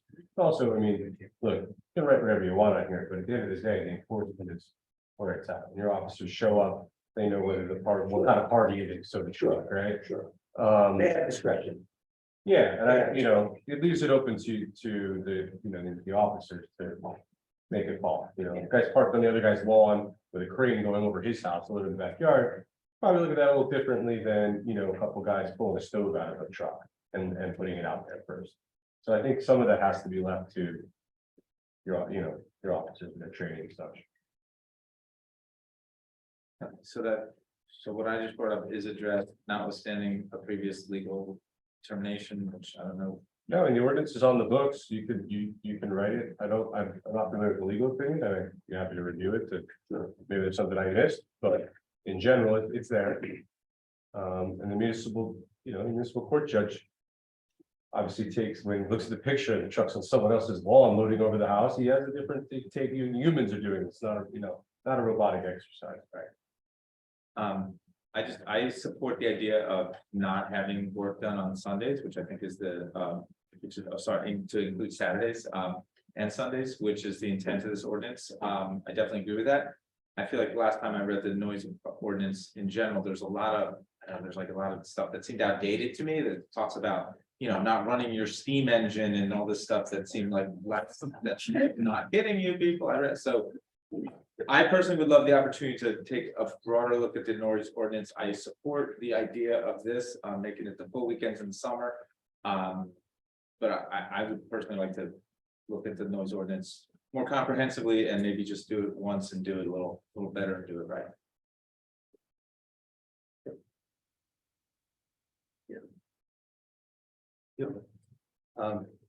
So I appreciate the audience's comments. I think one thing it did is it helped solidify in my own mind that there's probably a little more work that needs to get done here. When I 100% support Saturdays and Sundays, protecting them during the summers from noise, letting this beach community enjoy the sanctity of their weekends during the summer. But the language itself, it wasn't as clear as I would like it to be, just around construction. And I do think, Mr. Cannon, I totally understand why you would present this amendment limited to that one section, but it kind of begs the question when people are asking, well, what do other areas of a given ordinance say? Would we be better served, do you think, as a council, just for the future, to include an entire section, even though we're only modifying one element of it, or? Yeah, I could do that. Yeah. Well, frankly, the workshop discussion, everyone seems so familiar with the ordinance. I was like, well, I don't have to reprint it all today, to be honest with you, but obviously some people came in who were confused by the publication. So I'll put all the sections in next time. The other thing, I did spend some time reading through it, and I hadn't in a while. And not only did Mr. Weber reference, steam engines, but there's a lot of references to decimals and audible measures that I don't know if they're all that practical. Chief, is it practical if somebody calls you and says that a certain decibel level of X? Not really. I actually, we don't even have that reader anymore. So I don't know how we're gonna go about doing it. But we don't need the decibel level to actually write a song. So. And how do you manage that, just in general? Like, what is it reasonable? Well, it's based on a complaint, and then of course the officers will take a observation, and after that observation, they determine whether or not they believe that it's a violation of the ordinance. If in fact they feel that it's not, they will then offer the complainant the opportunity to sign a complaint and appear in court. And then we'll issue it, and then we'll have to appear in court, let the judge make that determination. Now, I don't know how well that's gonna go over it in court with the police officer testifying because it's that loud. But that's the option. Yeah, I was trying to put myself in your place, and I'm thinking, how are you gonna make that stick? Like, how do you measure the decibels or whatever it is? There's an app for that. There's an app for everything. Yeah, there's an app for that. So it's gotta be certain, Right. it was a mess to maintain because it had to be annually certified. And I mean, the apps they're not gonna, the courts won't accept them. So, again, it's easy. I never understood why they put it in the beginning, because it was so much easier for everybody to say, hey, there's a live band here at to the beach. And it's 3 o'clock in the morning. I mean, you don't need a decibel machine to figure out that it's loud, especially when they have the neighborhood stuff. Right. I guess as I was looking at this myself and then listening to public comment, listening to comment from our Zoom participants. My inclination is, I think I'm torn because I would like to move forward with something fairly quickly. Memorial Day is upon us already, and anything we delay here tonight is going to push everything else back a couple of weeks. But that said, I think we would all benefit from doing this right, doing it once, but doing it right, and spending a little more time with this and possibly tabling it and reintroducing it. 2 weeks from now, whenever our next meeting is. Let me. I don't know, does anyone else have comments? My comment would be, given the questions that we have, are they incorporated into the ordinance or not? And are any changes that we'd have to make based on the input from people substantial or de minimis? And I understand your point about being comprehensive with it, but with an ordinance like this, we're never going to catch everything. If we get it, majority of it correct, and we know that there's changes, we can make those changes after the summer, after we experience things. It would be my opinion, because if we don't do it now, it's not going to happen this summer. So that would be my opinion. So we reintroduce it in 2 weeks. we could. I think we're missing a week, actually. I think we have 3 weeks to our next meeting, am I correct? Yeah. We're interested in next meeting. Full meeting, and we could introduce it, pass it to second meeting in June. It'll take effect 20 days later, it'll take effect in Late July. middle of July, late July. It's better than nothing.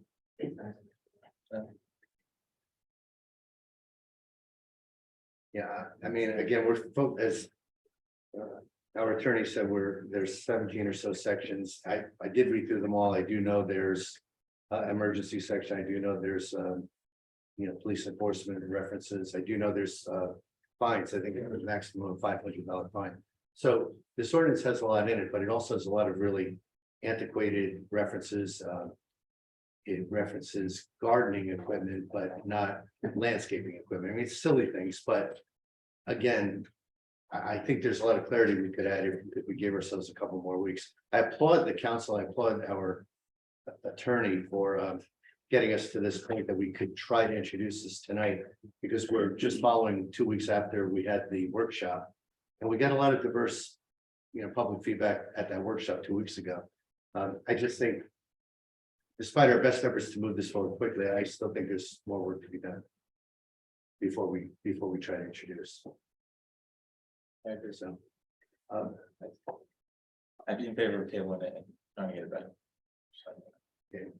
I mean, we'll see how it goes. I'll make a motion that we table this until our next workshop, until our next meeting, to give us more time to modify the amendments we'd like to consider. Is there a second? Second. Mr. Marco? Yes. Ms. DeNoble? No. Mr. Gubatose? Yes. Mr. Weber? Yes. Mayor Fox? No, and my reason for no is I think we can get it, the majority of it correct, and if we have to make additional changes, summer's upon us, so I would hope we could, but we'll work as hard as we can. Get it reviewed. Okay.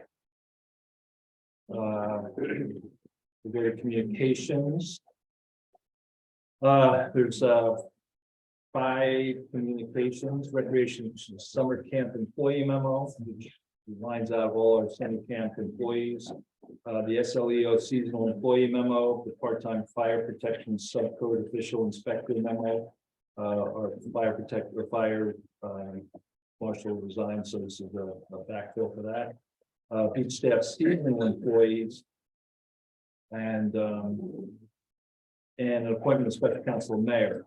We're about to go into resolutions, so I'm gonna cover that last communication item, and then we can go right into resolution, because it does have an impact on a couple of the resolutions. I'm gonna give Council President DeMarco a minute to get here. Give her a few seconds, but let me keep going here.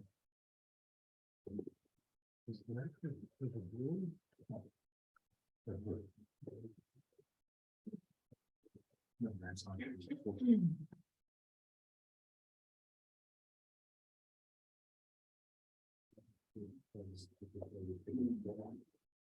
Just give us a minute, folks. Anybody want a chocolate? I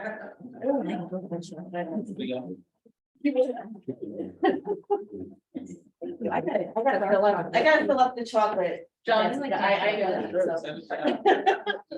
Thank you. Next meeting. Okay.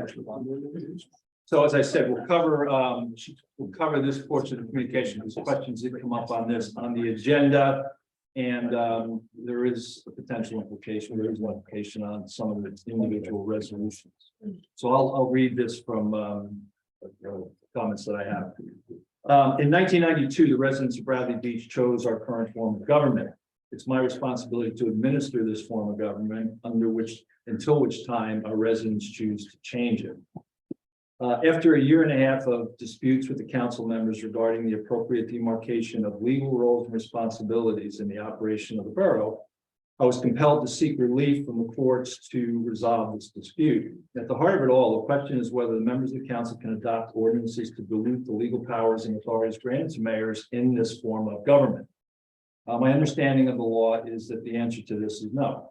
I believe we must adhere to the decision Bradley Beach electorate who decided on this in 1992 to organize the government as it did. There are members of council which disagree and continue to encroach on that authority granted to my office by state law and borough charter.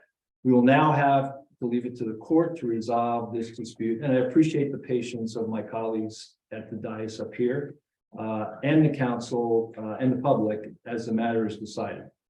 I remain open to working with the council here, to continue to work forward on all other matters that don't relate to this issue, and remain hopeful we can resolve this amicably in an expeditious manner. To be clear, the actions I have taken are for the protection of our form of government. I take no pleasure in having to move in this direction, but the oath I took on January 1st, 2021 compels me to act on behalf of our residents. A brief was filed on this today to remedy the situation, ensure that we are conforming to the small municipality form Faulkner Act, sorry. On Wednesday, May 17th, I appointed Ms. Vicky Flynn Esquire as special counsel to litigate this matter.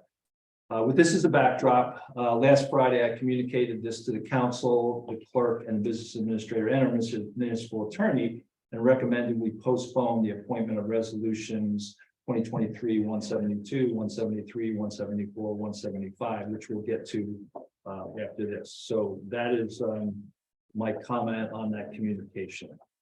Can we have a comment too, please? Sure. Okay, I actually prepared a statement for this and I like to read it. After any election, it's not uncommon for a clear review of all borough professionals, and new professionals are brought in. In this case, that did not happen. I was elected November 8th, 2022, but the first conversation I had about the hiring of professionals was on December 21st, when I was first invited to the Borough Hall for the first time and began discussing professionals with Kim Humphrey and Mayor Fox. It was requested by the mayor and business administrator that I make my decisions in 9 days. I then had a lot of work ahead of me in a short window. I went ahead and I met with other council members from surrounding towns to discuss their experience and past and present professionals. I met with mayors as well. I attended council meetings in other municipalities. I called many professionals directly with questions. I completed the way sheets as requested by Mayor Fox and Business Administrator Humphrey. I did a lot of my research and submitted a list of qualified professionals that I felt would best serve the residents of Bradley Beach. So I gave my advice as per the ordinances of the borough. Apparently, it was not what Mayor Fox wanted to hear, and he stated in an email it was retribution and a power grab. The mayor sought legal advice from other municipal attorneys and our tax appeal attorney, who provided a 10-page brief report at the expense of the taxpayers, all while trying to find a way to avoid the council's advice and consent at any cost. The mayor also stated the advice and consent is a rubber stamp for his decisions and his nominations. Take it from me, especially being a woman. Consent is never a rubber stamp. I wonder who is Mayor Fox serving? Developers, political action committees, labor unions, and professionals that contributed to his campaign? The last quarter of 2022, while not a mayoral election year, the Larry Fox for Mayor Committee report reflects $4,700 in donations. One in particular was from a group called Fix Asbury Park in the amount of $2,700. This specific donation comes with no contact person, address, email, or phone number. And we really don't know who is backing Mayor Fox or the reasoning for his dictatorial motives. Bradley Beach does not need to be fixed or overdeveloped because Bradley Beach is not for sale. I stand by my selections just as I stand by the residents of Bradley Beach. Thank you. Thank you, Councilwoman.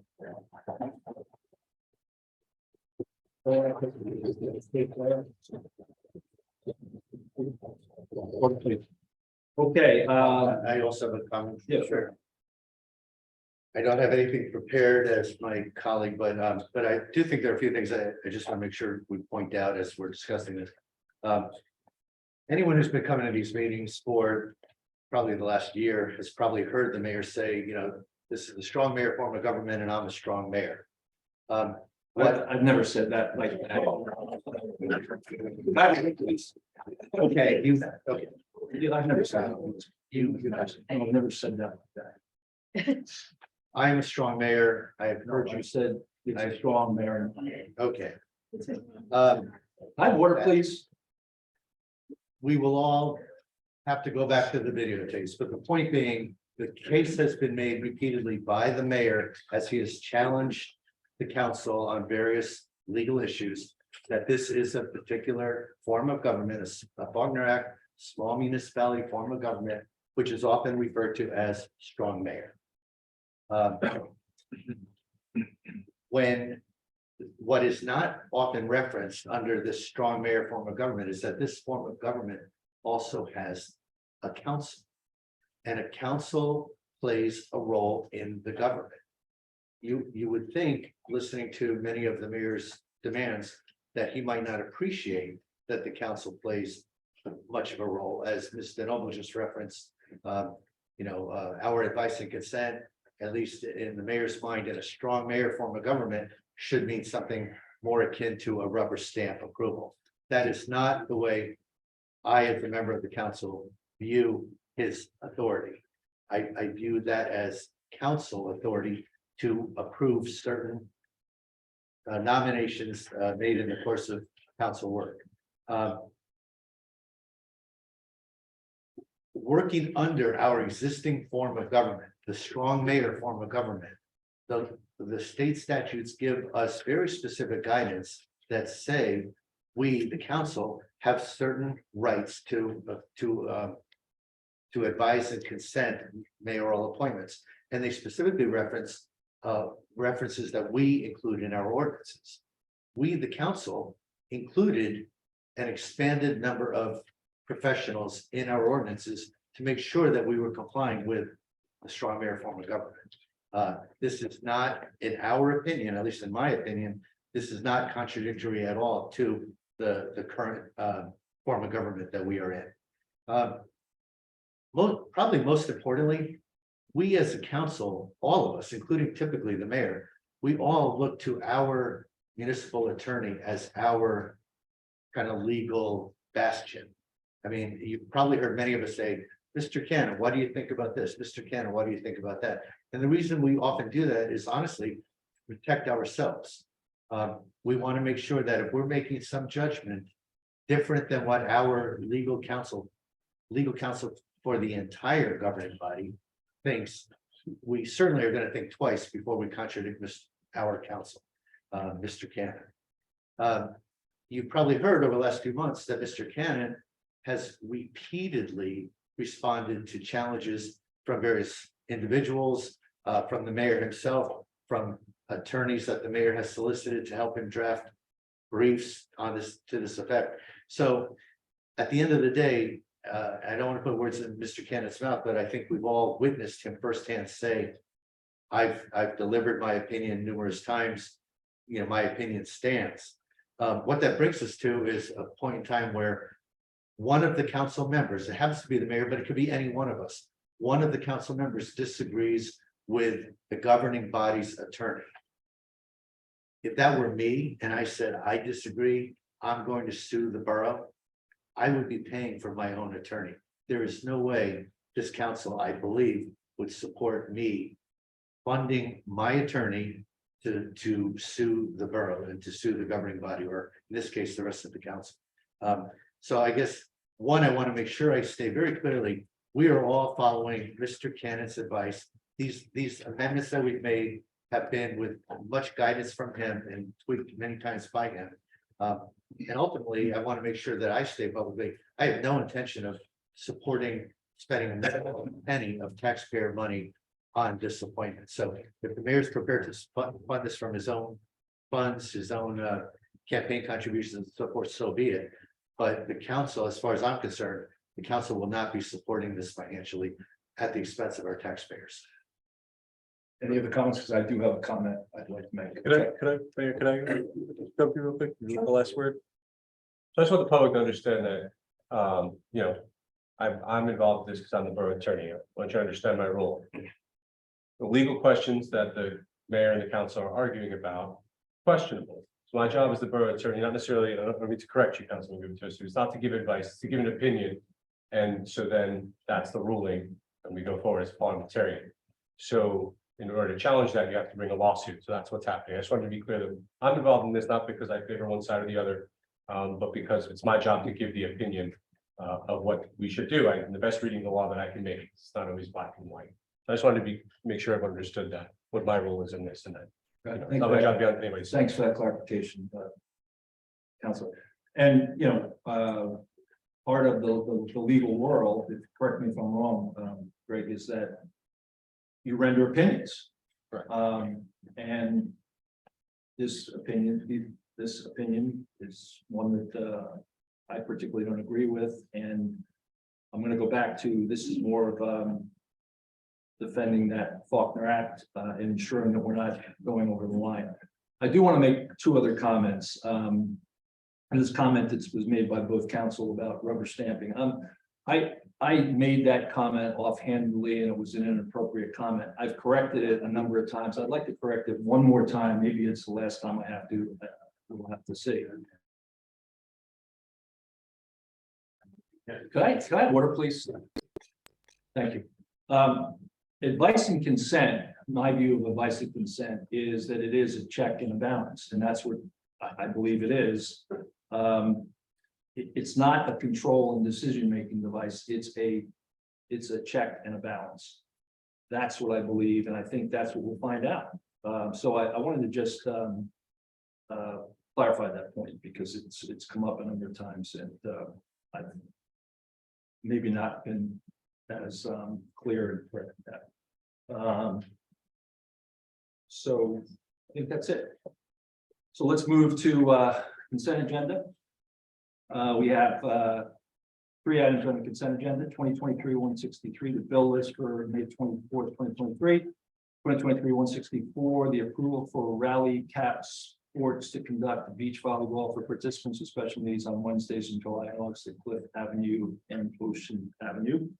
And 123-165, the award of ATM machines on the beachfront promenade to Coastal ATM. I'd like to make a motion to make a comment. I just want to comment on the bill list in particular. I'm not going to ask to call it out and vote separately, but I want the public to know that there were a number of issues specifically related to the VHFA fees. I think one of our residents mentioned that earlier tonight.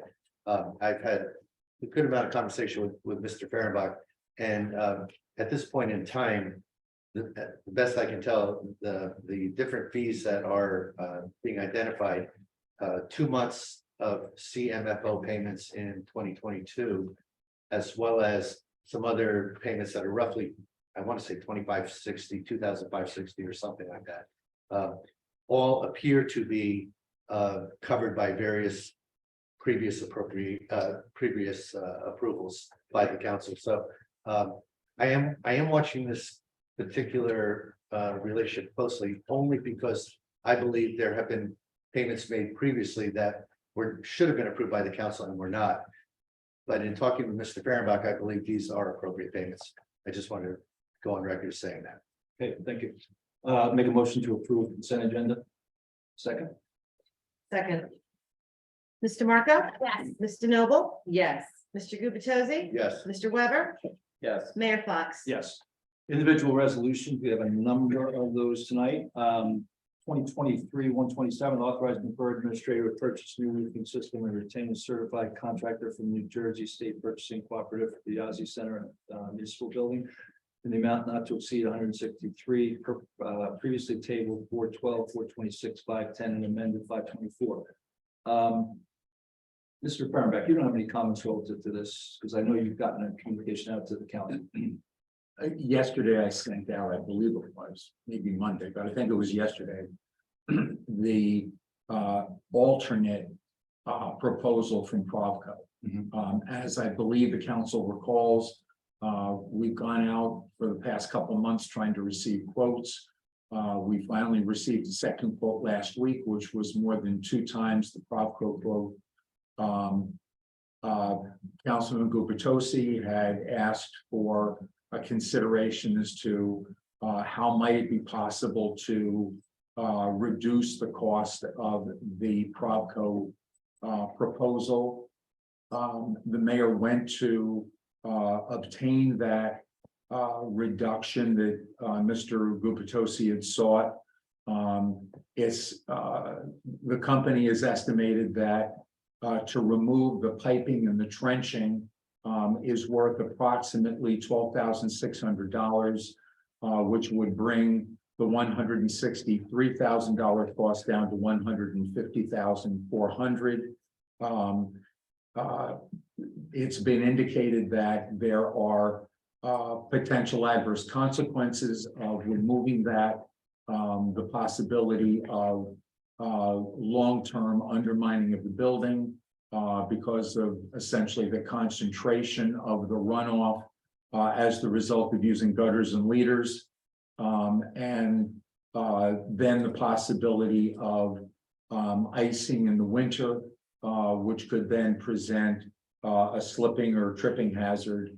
But those are the two choices that are available to the council. The mayor has made it clear that he's concerned with the risk management side of it and would prefer to go with the $163,000 original proposal, and I'll just leave it at that. And discussion. Yeah. And that 163,000, as we expressed in prior meetings, is actually split between something closer to 150 or 145 and 17, 145 for Biazi and 17 for this building, which is in significant need of, if anybody's been behind us in the back room, significant need of repair. So the comment I wanted to make was is evidenced by the previous tabling of this on April 12th, April 26th, May 10th. Further amendment. The council has raised questions about spending this much money on a relatively small building in a bit of a state of disrepair that may or may not fit into our longer term strategic planning around asset management. We especially were just concerned about the cost, and we did our best to encourage feedback from multiple bids, which we did get one, as Mr. Fehrenbach mentioned. It was basically double the cost we were looking at. And the third was supposed to bid at the 11th hour, came back and said he couldn't get his subcontractors to supply the bid. So we did go out for 3. So we as a council are kind of faced with, do we just scrap this and do a full-blown RFP marketing where you get a lot of bidders, but it takes a lot of time. You probably get a lower cost. But you know, there are possibly going to be questions about quality, significant delays. The bid process might take 6 to 8 weeks. On top of that, you award the bidder, who knows when they start. So I am, I'll let my colleagues decide what they're going to do. I'm likely to vote in favor of this just so we can move forward. What probably made that easiest for me is the comment I made earlier tonight in the budget workshop, where it was identified that this cost does not impact our current year budget. We'll be able to at least fund these repairs out of reserves that we've already built up. Okay, thank you. All right. The comments, I'll make a motion to approve 123, 127, 223, 127. I'm sorry. For a second. Second. Ms. DeMarco, Yes. Ms. DeNoble, Yes. Mr. Gubitosi, Yes. Mr. Weber, Yes. Mayor Fox. Yes. 2023, 166, resolution ratifying a waiver of $50 application fees under the Borough Code, section 125-10F for chapter 425 trees for certain properties required to remove or remediate hazardous trees. And I would suggest, I'll make the first comment, that we change hazardous to red tag to remediate primarily red tag trees. I don't think that's a significant change. It's de minimis. Basis the input of Mr. You call them flags or tags? Red flags or red Tag. tag? Okay. Tag, red tag, TAG. TAG. They were tagged to do That's what I that. thought you said, okay. All right, so we're changing that to red tag, Yes, okay? I said to remediate primarily red tag trees. Okay. So No, because actually, we've only did the inventory on public land, so this was not pertain to private property, correct? The waiver of $50 fees. I'm not sure I understand the question. Let's say someone has a dead tree on their private property, would they still have to pay the $50 fee? It only pertains to the list of people. Oh, okay, so this is not. No, this isn't a change. This in is the ordinance. one This is one instance. instance, okay. Well, let me explain the instance. So, because people may not understand what this is. Okay, for those. We, the Shade Tree Commission, applied for a grant, got a grant to do an inventory of our trees. The numbers that, and I don't want to contradict you, but the numbers, there were 18 called red tag trees, and those trees were deemed to be, you need to deal with these immediately. And we put a program together because it was in the November timeframe to basically ask those residents to remove the trees, pay a amount that was less than an individual would pay just contracting themselves. And we actually contracted, our public works supervisor found a certified contractor that did it for a really outstanding cost. In doing so, we also said to those, it wasn't 18 people because a couple of people had 2 trees on their property, that we would waive their $50 fee. They contributed to the tree trust. And we still have some cleanup to do on that, but that was the rationale of waiving the fee, because it was we'll call it an emergency, but we did have a situation where one of those trees did come down and actually injured a resident. So I didn't really want to take any more chances from a safety perspective in doing so. So that's a little bit of background as to why we did that. So I guess I have a comment. I definitely have a comment. Okay, John, go ahead. Yeah, notwithstanding what the Shade Tree Commission Chair said, first of all, he did mention that this list isn't complete. There were other red flag trees that aren't on this, so I don't know the discrepancy or why not. Mr. Mayor, you mentioned the fact that, you know, we got a price and somebody took these trees down and everybody was supposed to contribute towards that overall cost, but it's my understanding that not everybody had. that's correct. Okay, so I'm concerned with waiving a fee when not all these people have even paid up what they owe the borough for the service Our provided. intent is to send them a reminder, and I've already talked to a few of them, and they said, I absolutely forgot, send me the reminder, we'll pay it. So there's no rush to do this, right? Like we could wait till we get those. I'd like to see those people pay, and but again, I mean, I want to uphold the concept that people are responsible for the upkeep of the trees in the planting strip.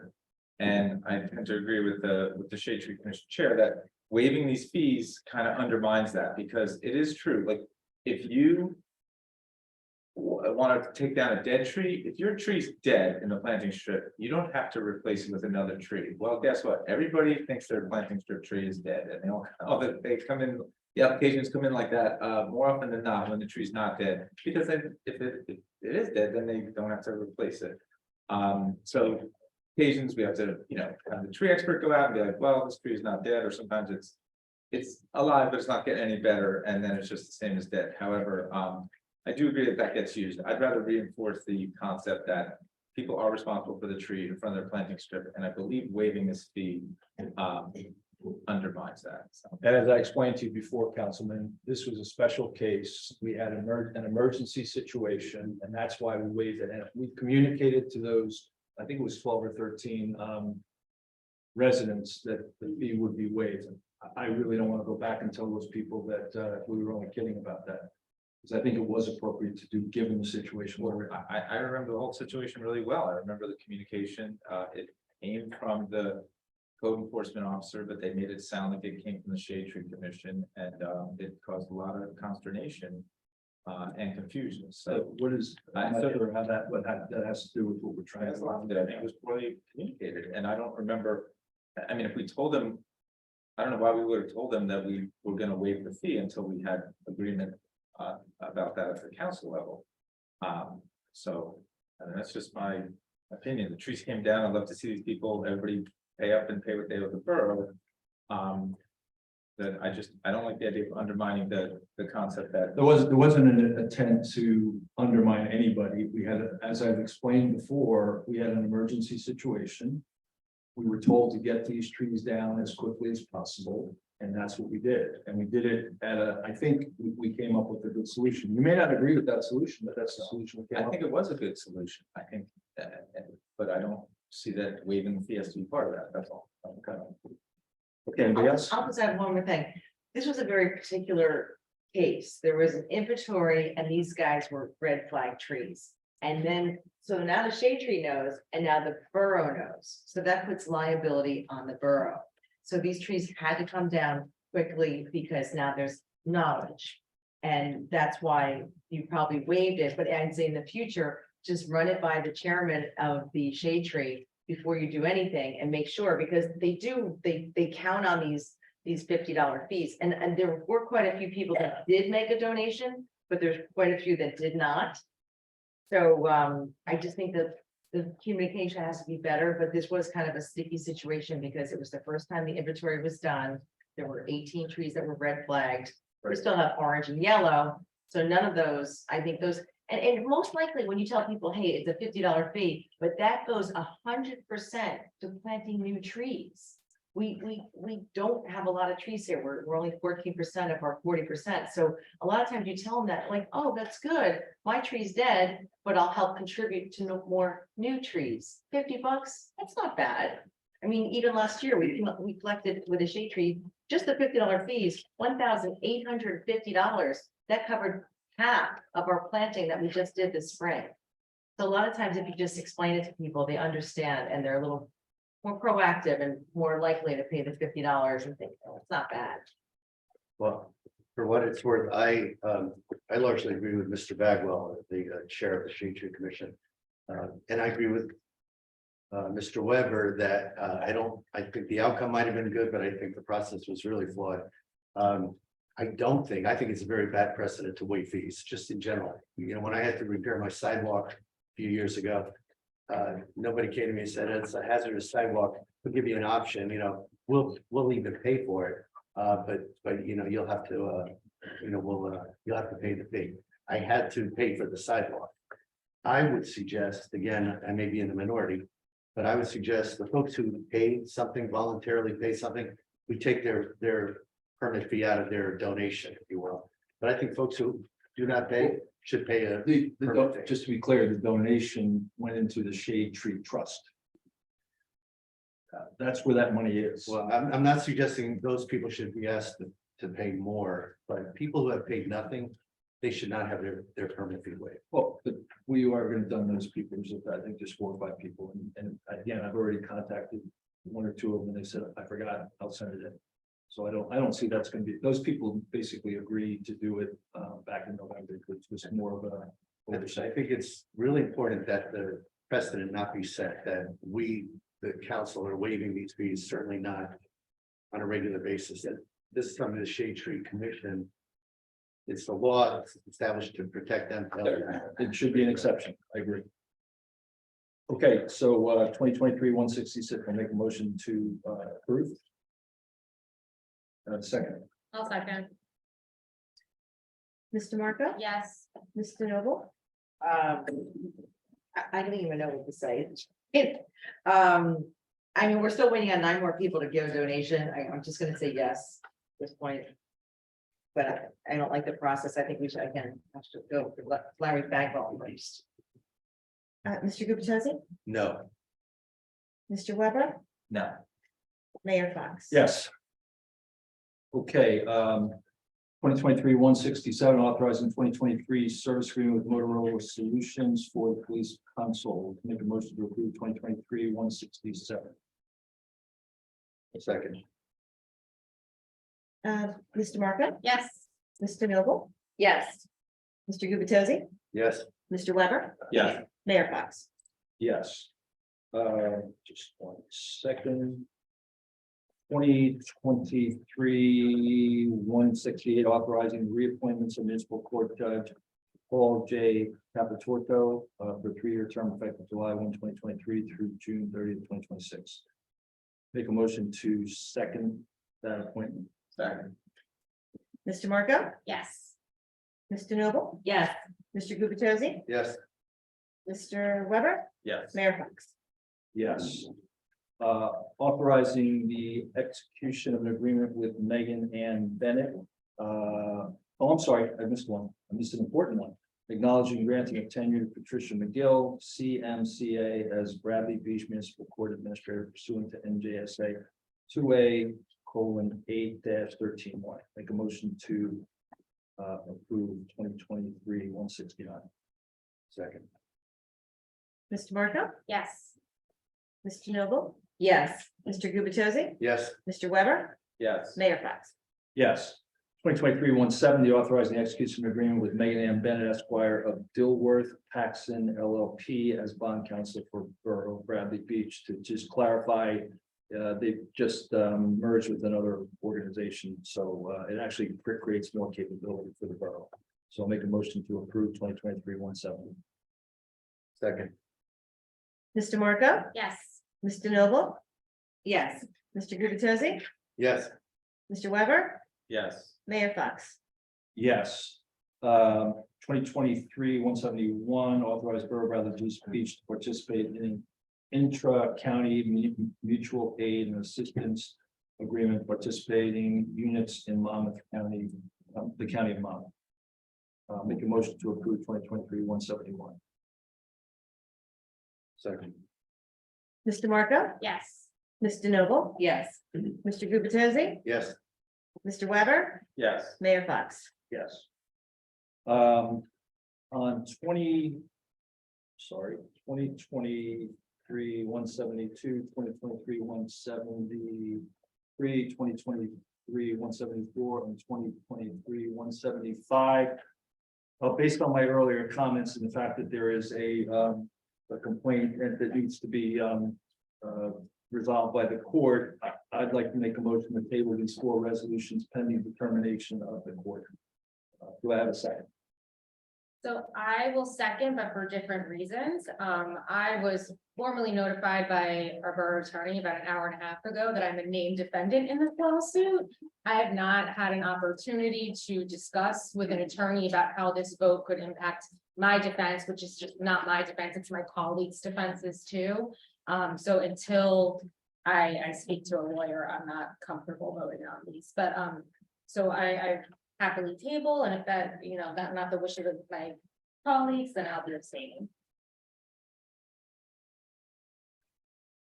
Mr. Marco? Yes.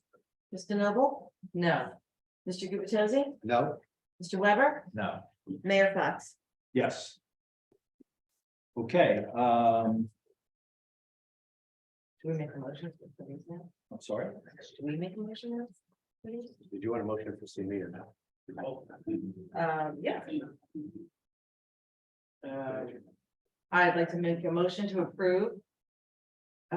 Resolution 2023-172, awarding a fair and open professional services contract to CME Associates and borough engineer for the remainder of the calendar year for 2023. Do I have a second? Second. Mr. Marco? Abstain. Mr. Noble? Yes. Mr. Gubatose? Yes. Mr. Weber? Yes. Mayor Fox? Abstain.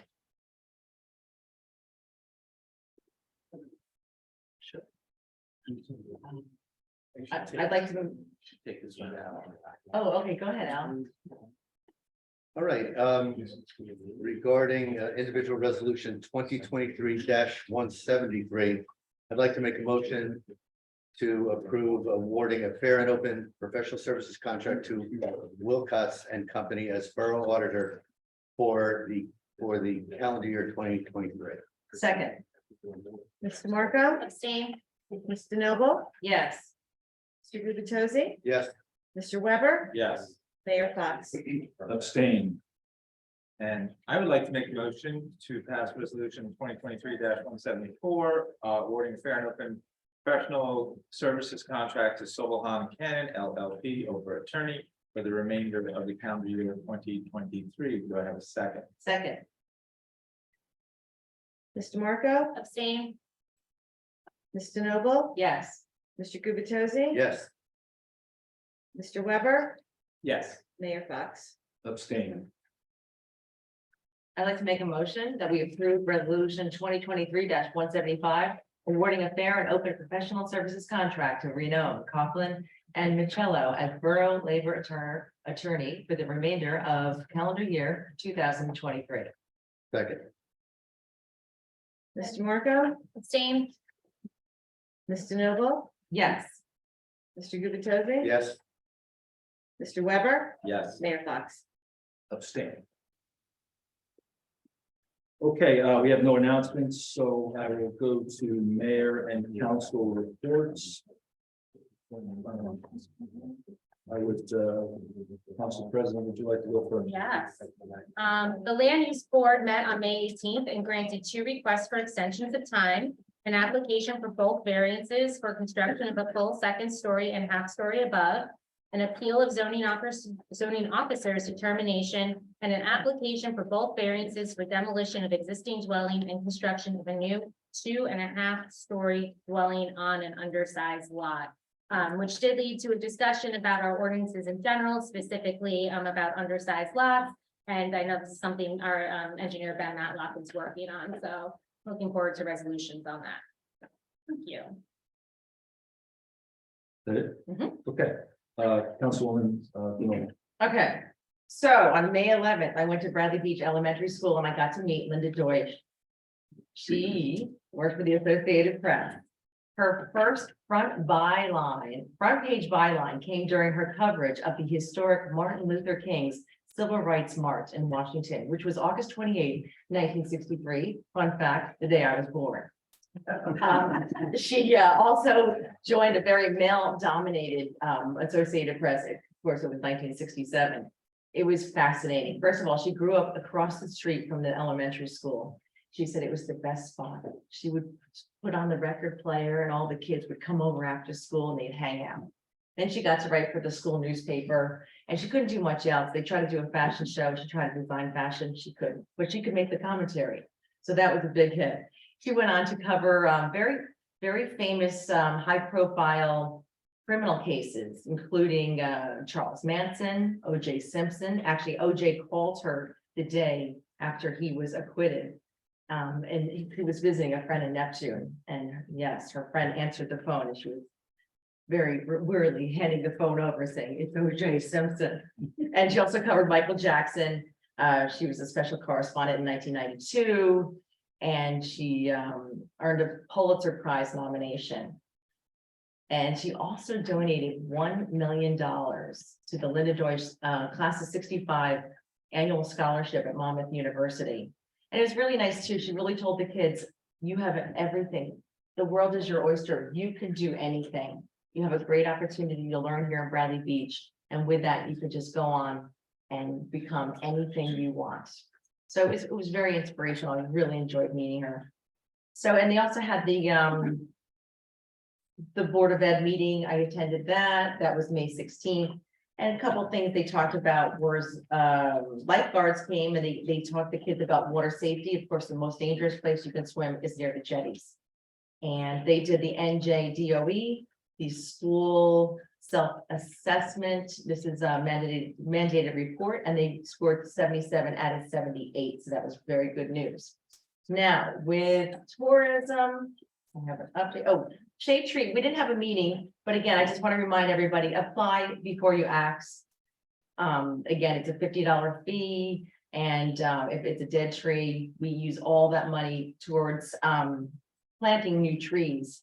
And I wanted to thank a few people too that did donate through this program recently. The Kellermans, Limbs, Ryan, Gavin, Clancy's, the Jennings, the Clark Trust, the Schulmans, and the Wascos. We received $1,550 in donations and also $1,850 in the $50 application fees.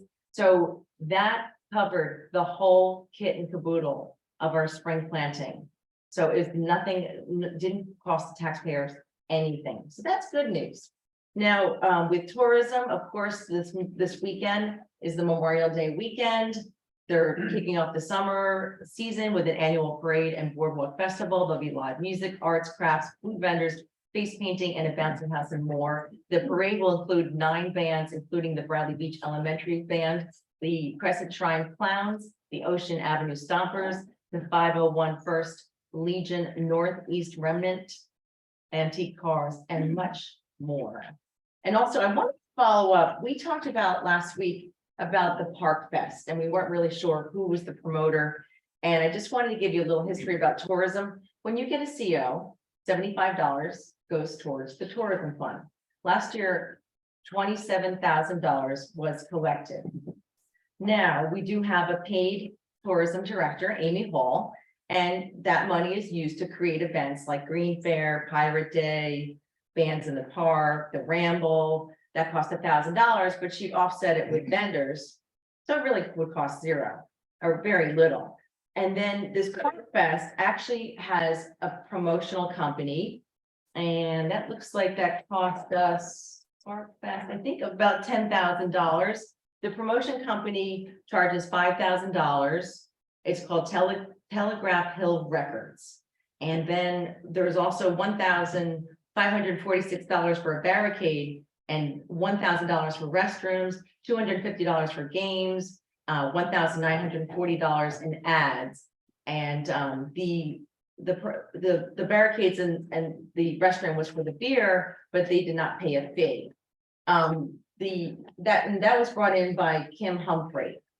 Also brought in was the Latin Fest, which cost $16,041. Also brought in was Brookdale Community College Summer Concerts, which is at Cliff Avenue. That cost $10,000. This summer, we're gonna do Saturday music in the park. I think those bands are roughly $2,000 each, so that's like $16,000. Of course, not to mention all the overtime of DPW, because most of these events are at night and weekends. And of course, the police have to be attending too. And then you think about how much the Public Works does. Now they have these promotional events. We have BCA events, nonprofits at the boardwalk. We got 5Ks. We got gazebo presentations, opera at the beach. We got a parade, we got fireworks, we got festivals. And that's a lot of work. And I think at this point, we need to really step back and think, how do these events benefit the residents? How does it help or hurt the businesses? I strongly suggest we have our tourism director direct tourism, not outside promoters. And that completes my report. Thank you. Well, just picking up where Ms. DeNoble left off, this past weekend, I believe it was Sunday, we actually had a little bit of a challenge. There was a not-for-profit, I believe, had an event at the boardwalk. And I want to thank our police and our DPW, because my understanding is they responded to concerns that residents were raising, because this event basically had not provided containers for trash, containers for recycling. And I know some residents pitched in, we're trying to help and trying to find containers around the place. I understand that Saturday there was an event where a lot of bottles were left, and again, residents went out and tried to pick up plastic bottles. What that told me very quickly is, and I'll give Mr. Fehrenbach credit for this, because he sent a note before I could complain about it. He sent a note to us saying, we, the borough, have to establish a stronger, clearer policy around our expectations for folks who use our boardwalk, our resources. I 100% agree, and that's got to be one of, not only from a budget management standpoint, as Mr. Noble mentioned, we typically don't collect overtime that we pay our employees. At least many times we don't collect overtime. But now I'm realizing there are times where we don't even know they need coverage. These event organizers are left apparently to check boxes. Do you need help? No. Then they show up and they need lots of help, and they start calling, or they just go, unmanaged. So we as a borough need to have a much stronger policy that, one, make sure we're not providing these events for free. And I'm sorry, even if it's a charitable organization, it could be near and dear to my personal heart, but we still are going to need to recover borough related costs. So that's and that does tie back to the earlier conversation we had on budget management and the request we're making of our administration to give us a stronger plan going forward. I do have a police report. I just want to thank Detective Lieutenant Browning for providing these. There he is in the back to me every council meeting. This week's report for the police is that a subject was arrested for driving while intoxicated. 3 juveniles were arrested for burglarizing motor vehicles. Sorry, no, hang on 1 second.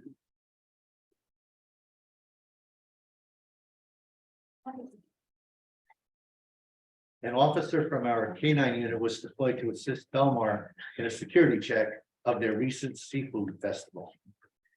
And then finally, I serve as a liaison to the Sylvan Lake Commission. I actually missed their meeting of a couple days ago, but the outcome of that meeting was that the commission drafted a letter, which I have in front of me. It's fairly short, so I'm going to read it because I just want everyone to hear how the commission is positioning their preferences for enhancements to Sylvan Lake relative to the grant funding that our engineer Ben Malak is helping us apply for.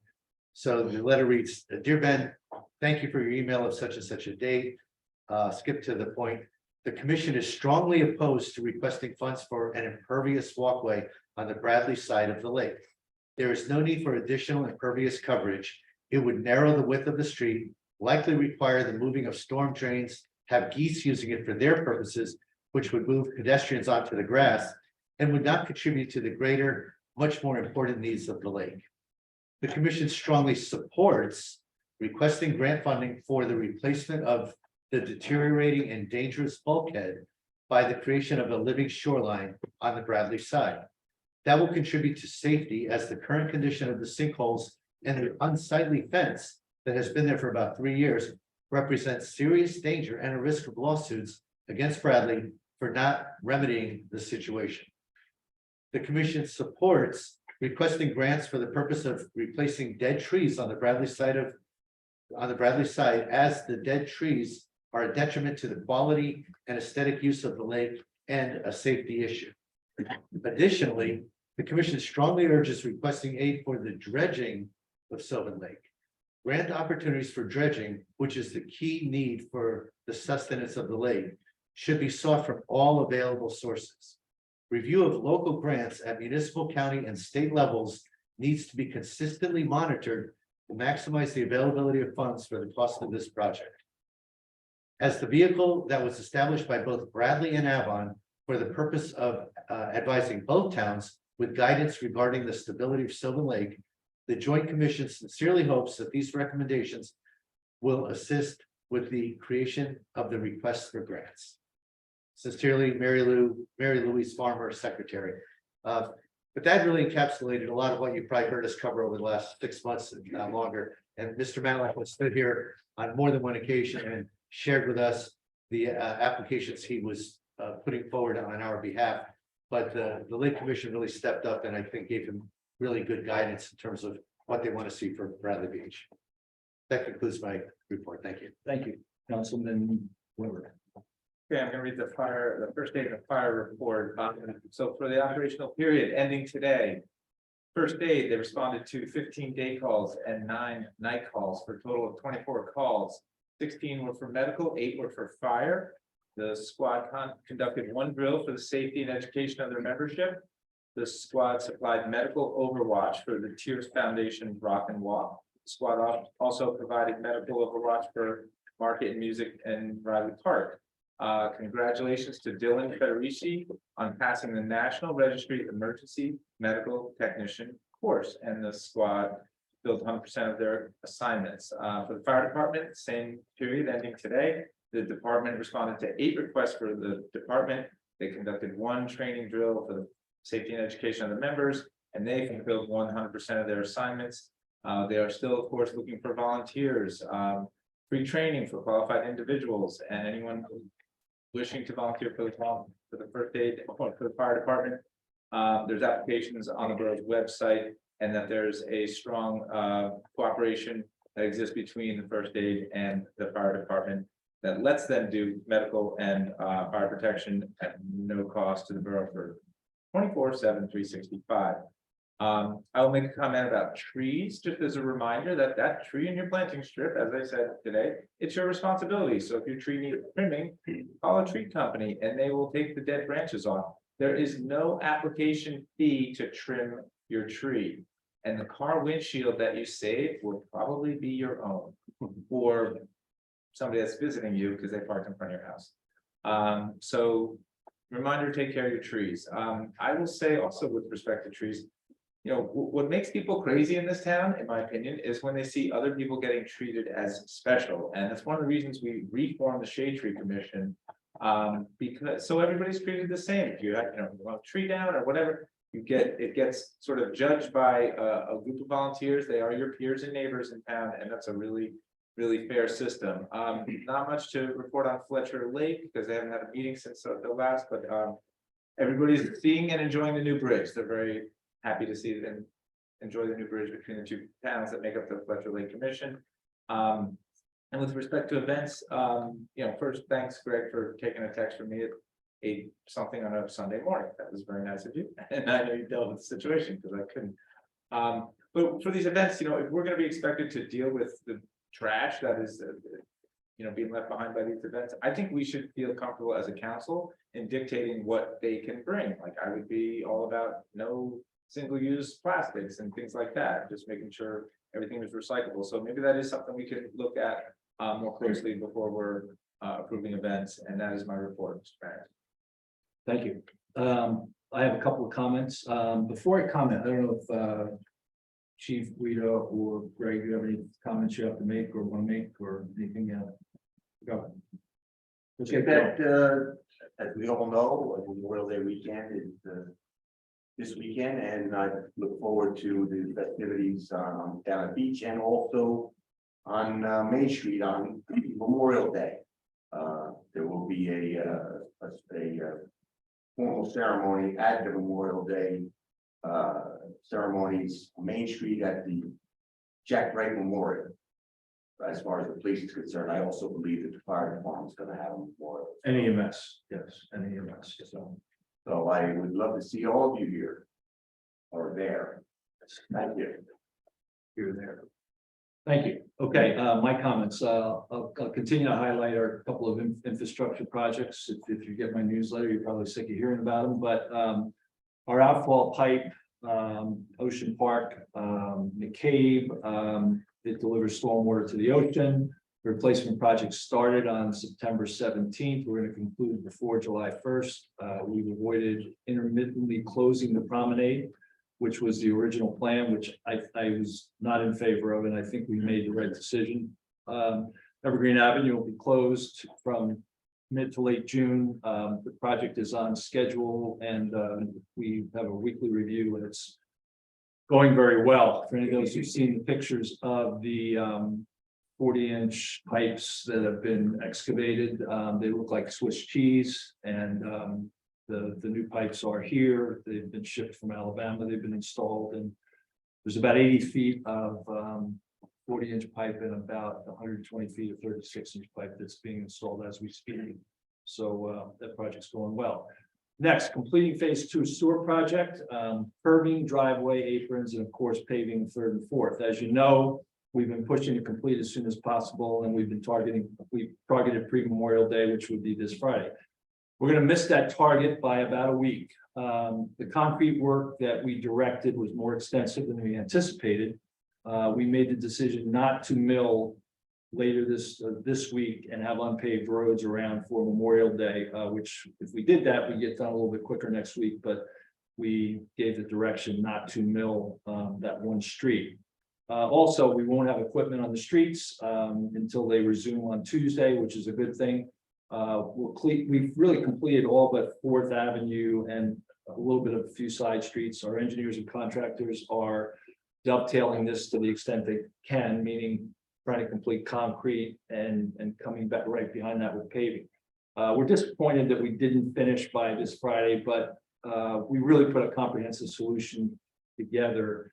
And by that I mean curbs, aprons, concrete work. we really wanted to see Third and Fourth Avenue look like Second Avenue looks from a year ago. It looks like a kind of a brand new street, and that's the look that these two streets will have when they're complete. So we believe we've made the right decision around that. It's just the concrete work's been a little bit more extensive than we thought. We've completed a joint project on with Ocean Grove. Councilman Weber mentioned our partners that are they're part of the Fletcher Lake Commission. Walking Bridge is done. We completed it last week.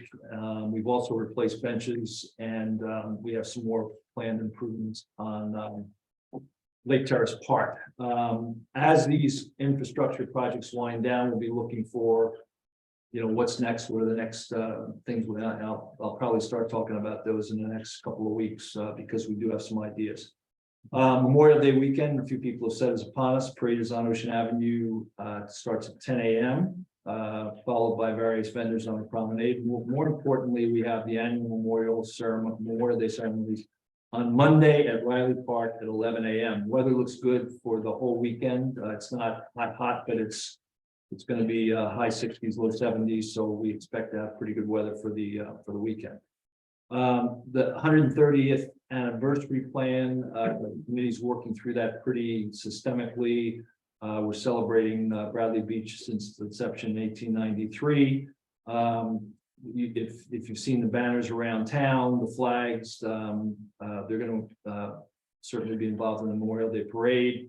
There's a dinner, music celebration planned for June 10th that I think is more than sold out at this point. I think there's 250 or so people that have signed on to that.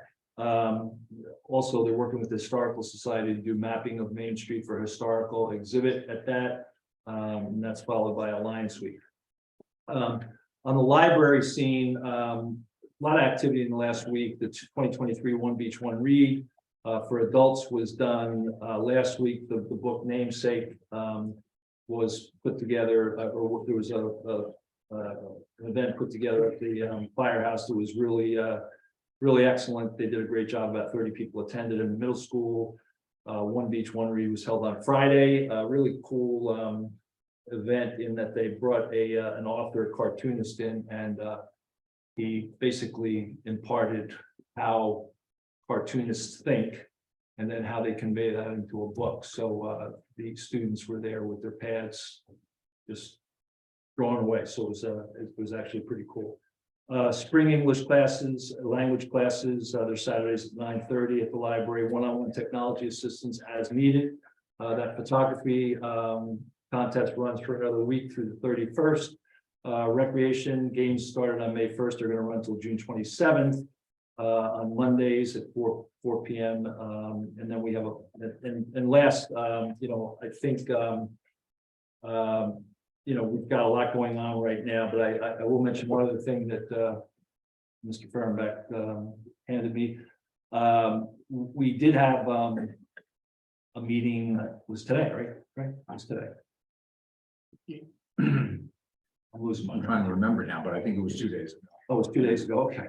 With Avon and the engineers, we've got an outfall pipe that starts at Ocean Avenue, goes under the dunes.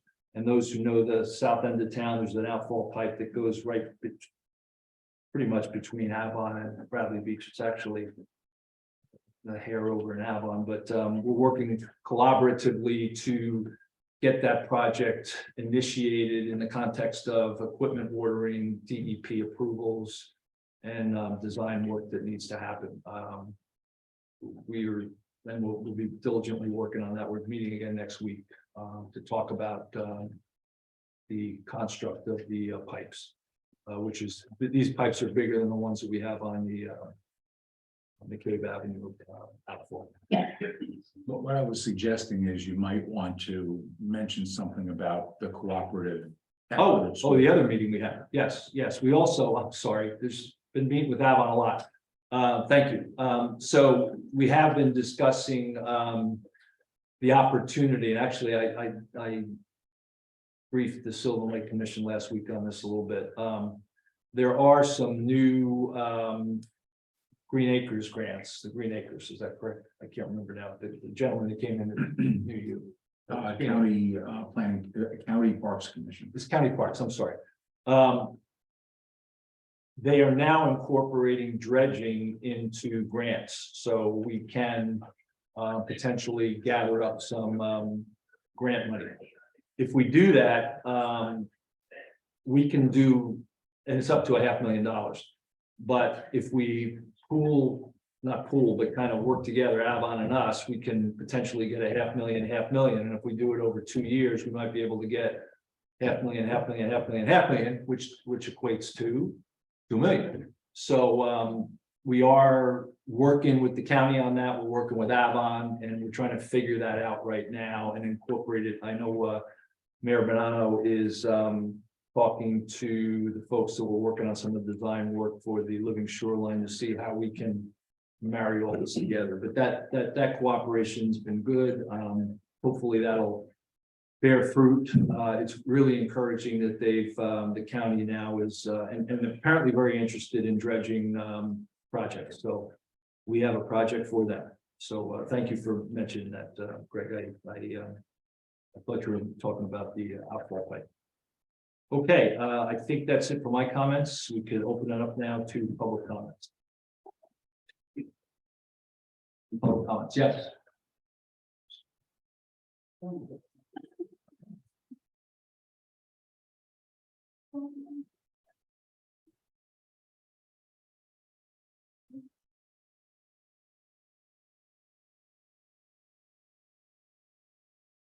being Shishi from 12th Avenue.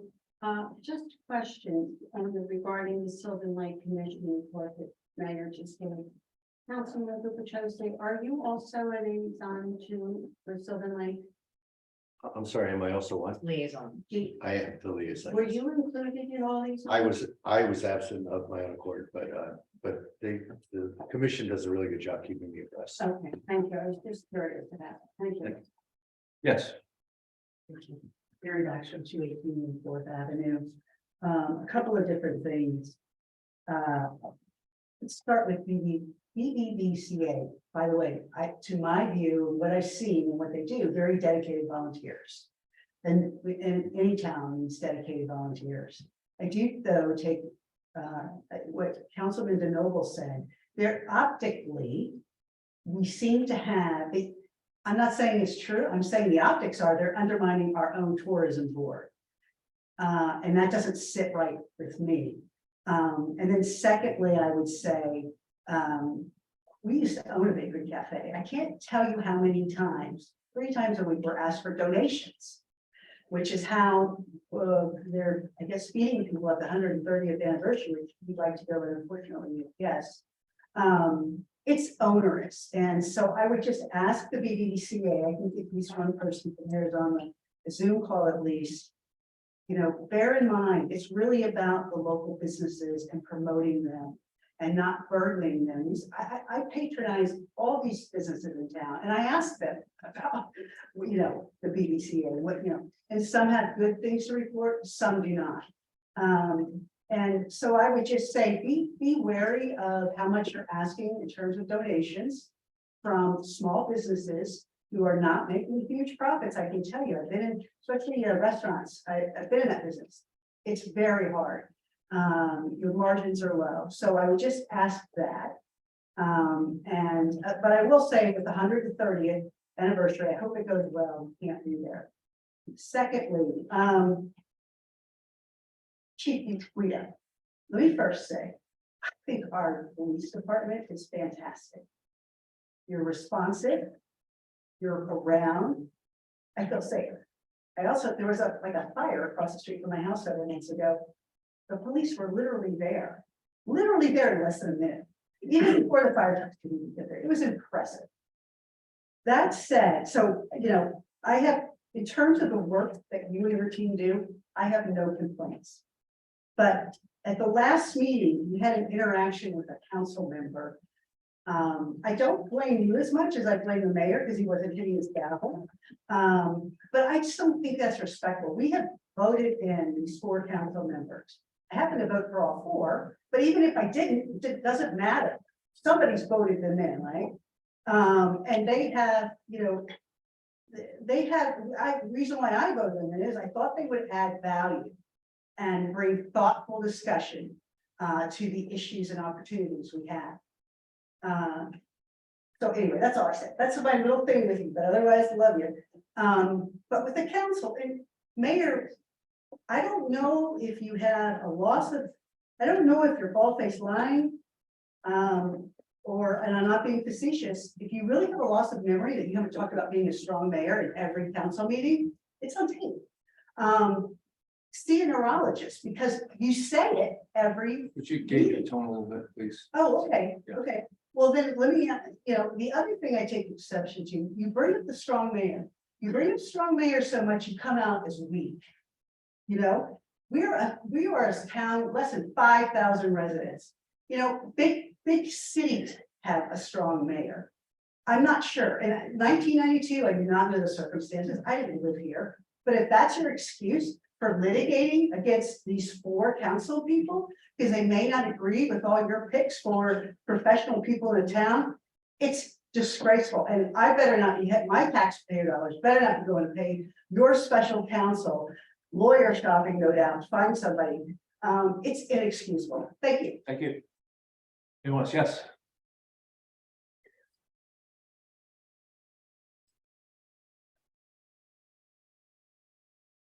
Brigitte McGuire, 610 Brinley Ave. We have a $300,000 jump in DPW salary wages alone from 2021 to 2022. We got an explanation for that, but overtime, vehicle maintenance, etc., for $300,000 for one department payroll is still totally questionable.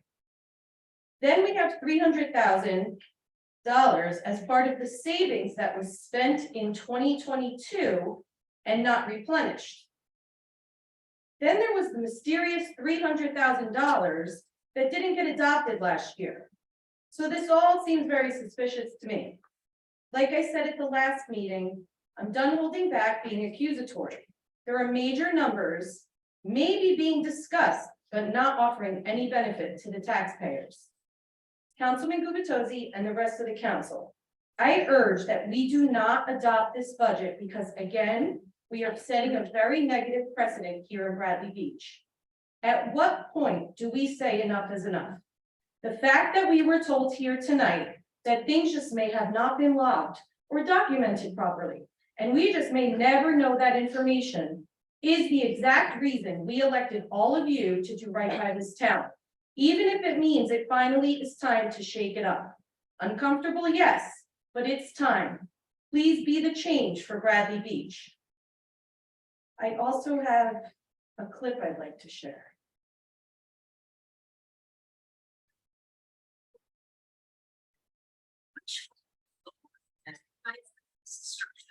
Community success.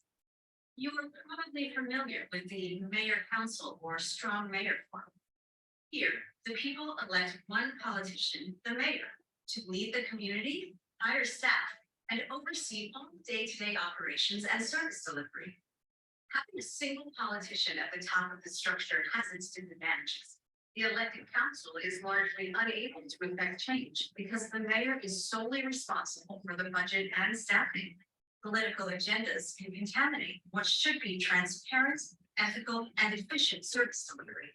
And it also leaves that go-to person more susceptible to the influence of special interest groups, leaving ordinary voters with less say about what goes on in their community.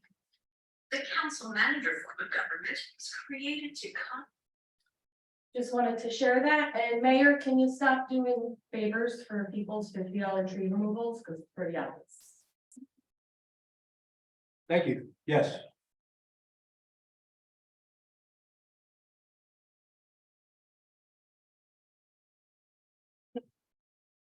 Nancy Meadow, Ocean Park condominiums. It's my opinion that every day should be Pride Day.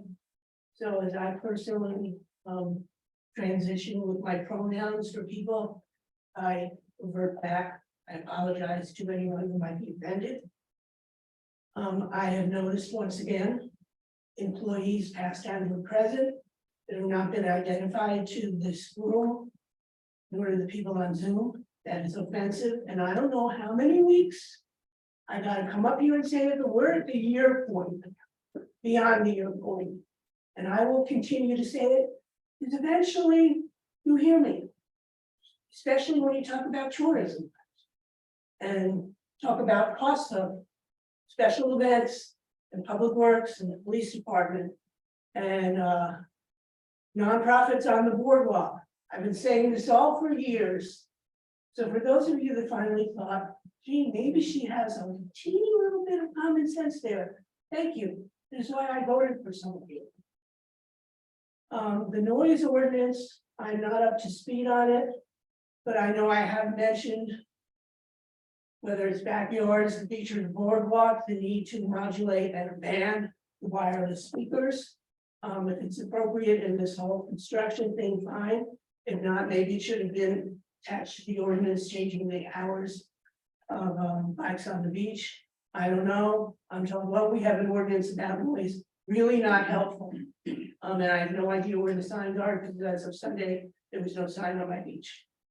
But then again, I have a beach opening, so it's gonna be good. I was here last year when Council President Sexsmith brought up and explained different forms of government. I've said numerous times, let's pursue. We don't seem to pursue. I thought I lived in a democracy. It has been out something else. I know I gave out paperwork regarding freedom of speech and the right to it. And it's offensive for you to use your speech and your place up there and use a gavel. Because you don't like what we say. Please. We have the right to express it. Please gauge your tone a little bit. I am definitely gauging my tone. In addition to be, it's a year and a half, 2 years, whatever, into a term and not know the rules of the meeting is incomprehensible. And perhaps you were correct regarding having a diagnosis. I would like the record to show that the BBVCA is the private 501c3. It is not part of our government. So the thought of you legislating it kind of, I think it can. It was my understanding that the contract for the pipe on Ocean Park Avenue, not McCabe Avenue. The deadline on it was June 23rd. So the fact that we'll be ready July 1st, whoopsie. And do we get a credit? I mean, what are we gonna do this weekend? Where are the people gonna go? Personally, I hope they don't come, but you never know. We've never heard anything, and I know I brought this up before regarding that project. We getting any insurance to help pay for it? County helping, state helping, grant helping? Wouldn't it be nice? Beach Boys, summertime, wouldn't it be nice? Just really frightening.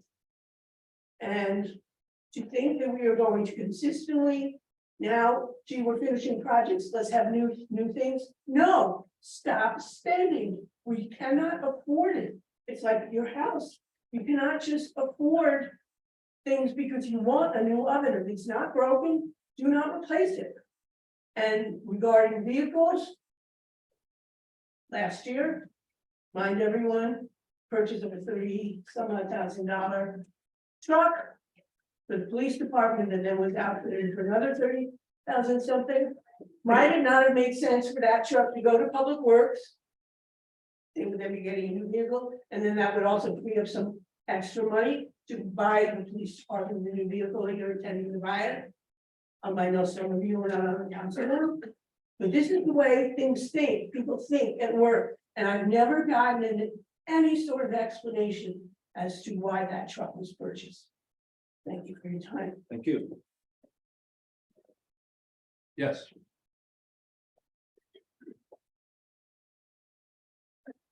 Rick Bartolome, 116 Newark. Just a couple of things for chapter 310. I think that also consider when you have the residences with power washing, lawn mowing, and leaf blowing. So again, a lot of people do that on the weekends, and if you need to clean off your sidewalk or there's some debris or something and you need a power wash, I'm just throwing things out there for everyone to consider. Thank you. Thank you. Rick, do you mean that we should allow or not allow? Exactly. I'm Not. not sure. Oh, yeah, sure. Your wife's getting short. It's the thing to consider. I mean, how far to go with this? Yeah, hard. Yes. Thomas J. Cohen, 612 Third Avenue. I did want to compliment the company BlackRock that did the curb work on Third Avenue. I watched them from my porch. They did a really nice job. They were very timely and very efficient. And we're happy that that's over. I feel bad for the people on the south end of town. I live on Third. The people on Evergreen and Second, they didn't get the new curbs. They still have the old blue slate curbs that are 100 years old. So I'm happy we did get new ones. If it's going to be a 50-year improvement, it's done properly. So I think that's very important. Mr. Fernbeck, I want to thank you for your comments about the events that are done in town. There's very little foundational or operational information submitted in those little resolutions. So if we could come up with a new standard, I think that's a fantastic thing you bring to the table. And Mayor, thank you for hiring State Assemblywoman Vicky Flynn as your special counsel.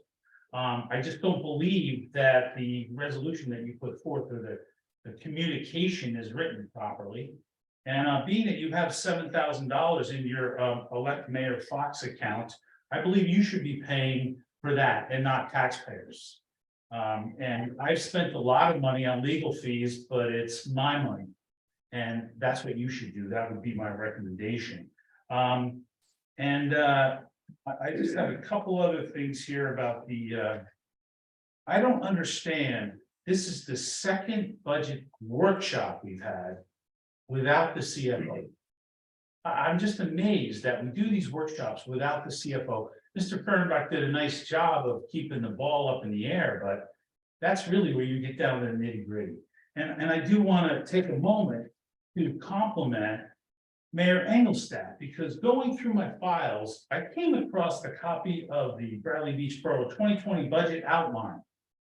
Now, the amazing thing about this 20-page, I hope you get this on a very detailed document. I mean, we know how much people make. We know the police budget is over 2 million. We know the police chief makes 167,929. This is in 2020.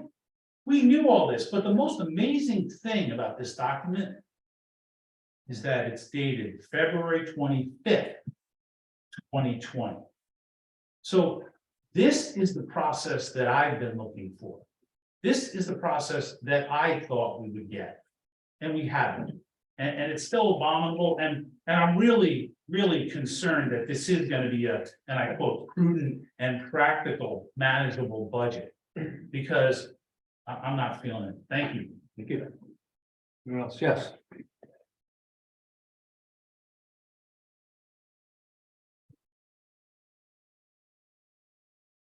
My name is Herb Kenny, 216 Bridley.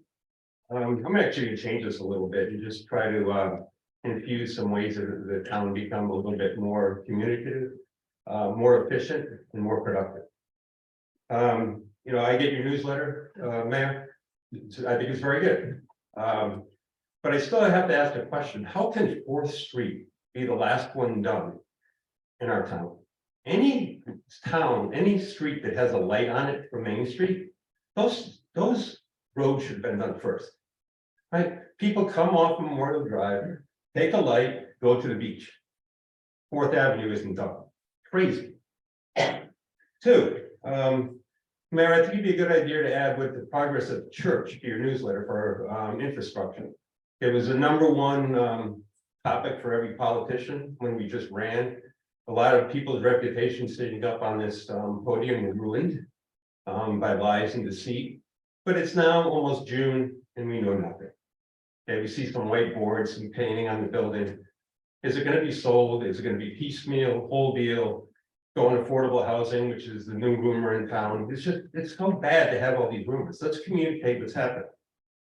Next, budget preparation. Like the mayor, I worked for a very, very large corporation. I ran a $2 billion business with a $500 million budget. You want to clean your budget quick, one line item, eliminate the other bucket. My CEO would come to a meeting, He said, if it's in other and you couldn't fit it into any line item like you were just showing by Mr. Cullen, get rid of it. I guarantee you, every manager in this town will start worrying about nickels instead of saying, I'll just show it over here and we never talk about other. The last, I was shocked to hear about the mayor suing the town. Another newsletter should go out, Mayor, explaining why you're doing this, who's paying for the legal cost, who's behind it, and is it really necessary for the town? Thank you. Thank you. Anybody else? Yes.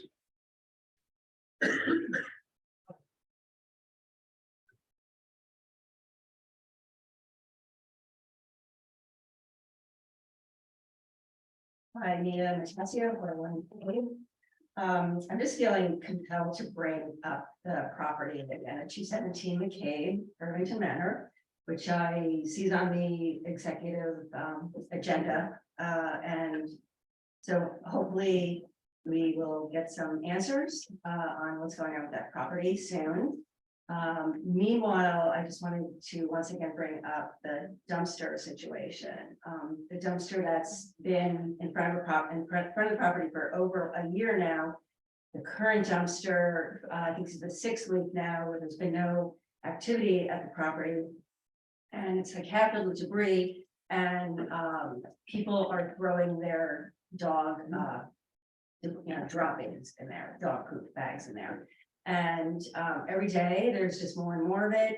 I walk by today and you kind of put your hand over your mouth if you walk by, because it's just, there's a terrible, it smells. And I have like little grandchildren now, I have to cross it, they're in a stroller, I cross the street, I don't even want to go by the dumpster. And I'm just not understanding. We have a dumpster ordinance, and it just seems that this property is not in compliance with the ordinance. And even though I'm told that she is in compliance, but I just feel, I'm hoping that soon you'll be able to communicate what's going on with that property. And also see if we can get rid of the dumpster. Thank you. Thank you. Yes.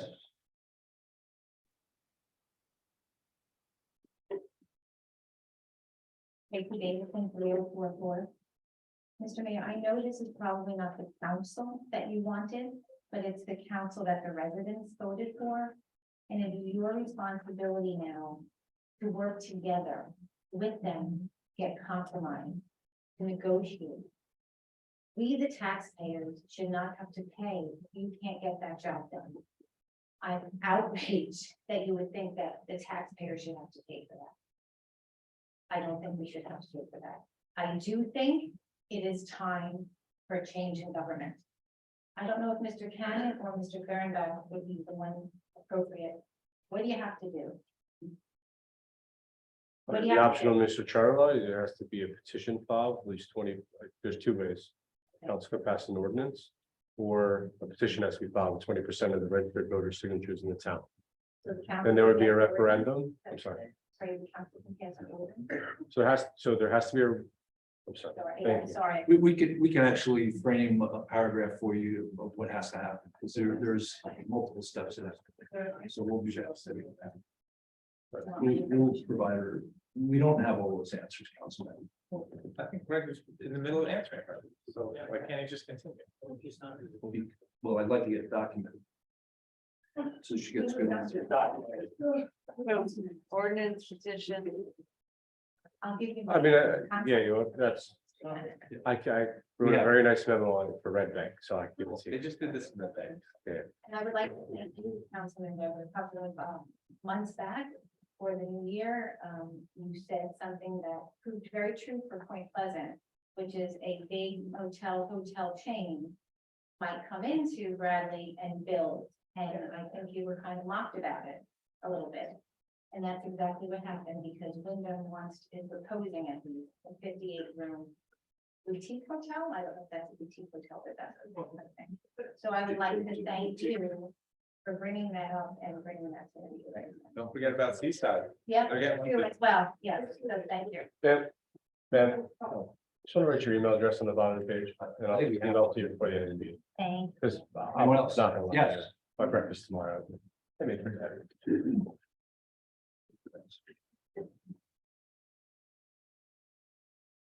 Hi, Alice Harkin, 409 McCabe. I came here to really reinforce Mia's comments on 217 McCabe. It's an awful, I'm 2 blocks away, I pass it every day. It's just terrible what's happening there, so. But after being in this meeting, I've avoided them because they're very stressful. I'd be remiss in saying I'm embarrassed at this council. I'm embarrassed at the mayor. I voted for most of you. I did not vote for you, Mr. Mayor. And I really think you need to heal yourselves because this is worse than the national stage now. Can you make eye contact with me? I think it's terrible that you don't. I'm taking notes section. Yeah. It's very disrespectful that you don't look at people when they're talking to you. I just need, I'm in business. I wouldn't have my job if I didn't do that. So I just think what's going on here, you need to fix this. This is a 4,000 or 5,000 person town. This is worse than the national politics. I have people talking to me from other towns. They can't believe what's going on in Bradley Beach. I've lived here since 2016. I love this town. I want to die in this town, not anytime soon. August 23rd, 1963, we have a common year at least. Happy 60th. Yes. So fix it. It's embarrassing. Thank you. Thank you. Yes. Yes. Okay. Yes.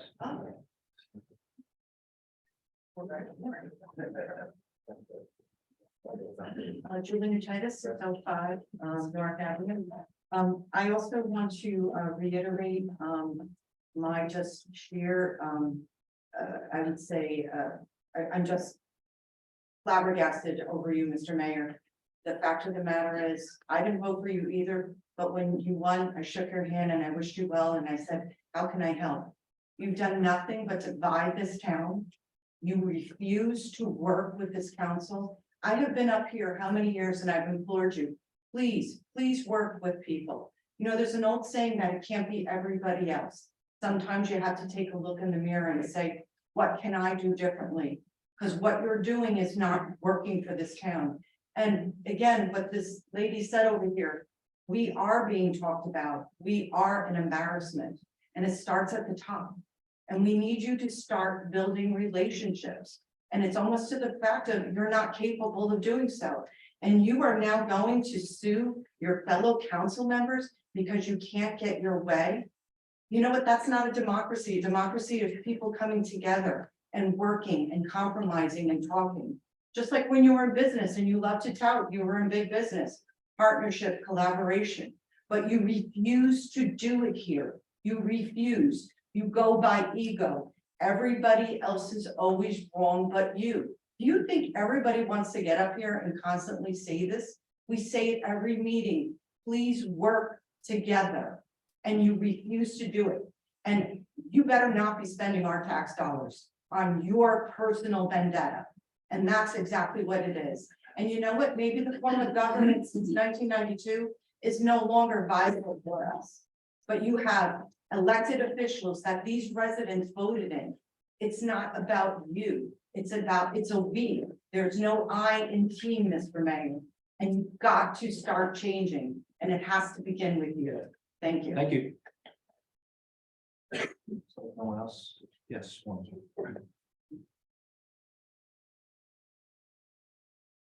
Dr. Tom McGuire, 610 Brittany Avenue. I don't want to just beat a dead horse. Obviously, everyone's a little upset with you, Mr. Mayor, because what you're doing is just ridiculous and borderline asinine. So you guys hired a lawyer and you don't like his opinion.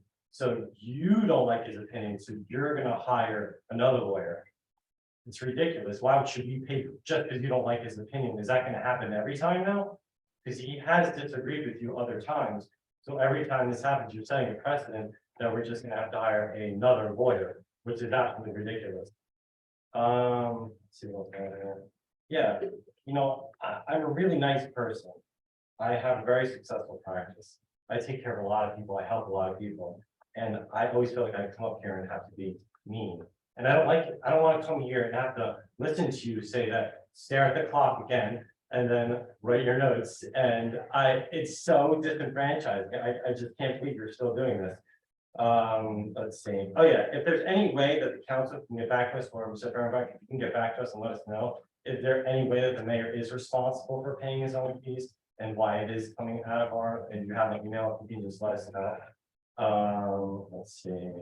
Oh, yeah, this was really good. So I just got the letter as far as when you filed it, as DeMarco said. And I did see who the lawyer was, so I'm interested, so I looked up who the lawyer was and I seen, wow, she's a Republican Assemblywoman. I was like, that's cool, okay, but then I looked into further, she's got a Facebook account, what, was there something I said, well, No, he was just confused with the letter and I said it was the correspondence. You were correspondence, oh, I'm sorry. Okay. Okay, but but I think what you were saying, how your name was mentioned in there too, like you're the lead person, and I was like, oh my gosh. So I looked up Ms. Flynn, and it was pretty interesting that her Facebook account, and she has a picture with our former VA on there. And I was like, oh, this is interesting. So this is how Mayor Fox is working by still possibly working with the VA and getting information for her. And that's, oh, that's a reach. That's a reach, I guess. Okay. So I guess I'll just post on Facebook and let everyone else decide if that's a reach, but the optic's not that good. And I strongly urge, I don't know if it's possible here with our strong mayor council, is there any way that we can make a motion for a vote of no confidence in our mayor? That'd be lovely, because obviously he's showing at every meeting that you guys have zero confidence in.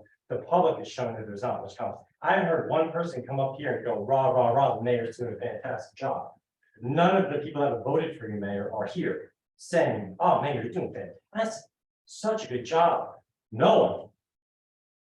It's kind of weird, don't you think? Usually you'll have some people here saying one thing, 50% saying that. You don't have any of that. So I really think if we can do a motion of no confidence or censure the mayor because of this ethical, I think it's an ethical thing. I think his ethics are down tubes, and I think it's ridiculous. So if there's something that we can do to publicly put him on record, censure him, or get a vote of no confidence towards him, that would be lovely. And Sir Furlong, if there's any way that you can let me know if that's a possibility that we can do that, because I don't know if that is in this form. Thank you very much. Thank you. Yes. Hi, Linda Duffy, 312 Brinley Avenue. First, I'd like to say to Mr. Fernbach, if we got a bid for $50,000 for a police car, where are you buying it? $50,000 is like unstripped, I would think, right? Nothing in it. I'm just asking, because it's probably more, you know, and it should be. And I think that he's right, we should buy one this year and next year repeat it, because buying two in 1 year is quite a bit. I'd like to address the site triangles again, which has never been addressed in our town. The last BA told me she went to the county to address it. We had, I believe, 3, maybe 4 accidents on that corner that I was talking about. There was no traffic study that I saw. They could have been there on the day that I was not home. But the site triangles within the borough need to be addressed because it's very dangerous, especially for the visitors that come here that are new to the area and don't understand logistics of like how to creep out, avoid it, go down from Main Street to Ocean, avoid this, the side streets. Next, I would like to see also and hear about the church, Lorraine, on Lorraine. We need to know, and I think a memo should be put out, in my opinion, about what is going on, because like the other gentleman said, there's rumors flying all over. The other thing I'd like to talk about is the seniors. Okay, we get the Biazzi Center fixed. We do feel unwelcomed in the fire hall. And the group actually very nicely has grown to almost 30 people. So we would not fit in the Biazzi Center at all. So I think it's disrespectful for the town to have Courtney set up all the tables. She's a tiny little girl. And she has to set up all those tables by herself. We can't get the DPW to do it for her. And I don't know who breaks it down. All right, and the last thing. The footbridge is lovely that goes across the lake, but I'm not so sure about those tension wires. They look dangerous. 2 children. They're gonna be standing on them. There's a pretty good space underneath them. Little kids can fall through that. You know how kids are, they get into everything. And I would have liked to see more of them. So they couldn't get through. it's also a hazard. They can cut themselves on it. Because everybody's barefooted in the summertime. They take off their flip flops, they walk around. That to me is the thing. And the other thing I'd like to say is I agree with half the people that talked here about you, Mayor. I think something has to be done and work with the council. We need to get things done here. Thank you very much. Thank you. Okay, there's nobody on the board, so we will make a motion to go into executive session. Oh, I'm sorry. I thought everybody was done. I'm sorry.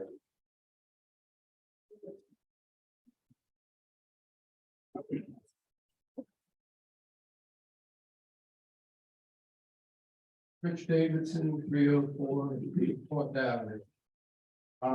Just took some notes over the meeting on tonight. So just a little brief history. I moved here in the early 70s. After my father served in Vietnam, he was in the Marines 20 years. His name on those boards. I've been marketing this town since '86. And actually, I was part of the 1992 Charter Study Commission. Stephen Schuler, previous mayor, was Leonard Riley. And I believe at that time, Belmar, running parallel path with Ken Pringle. And I think the previous mayor was Maria Hernandez.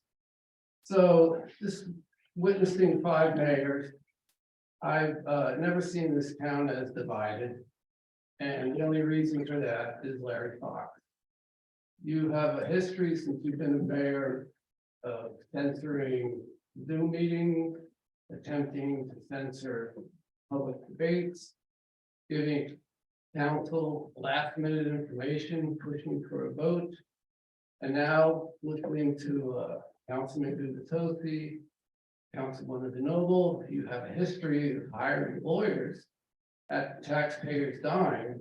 And apparently now on your 4th lawyer, because I guess the previous 3 realized you have no merit in your cases.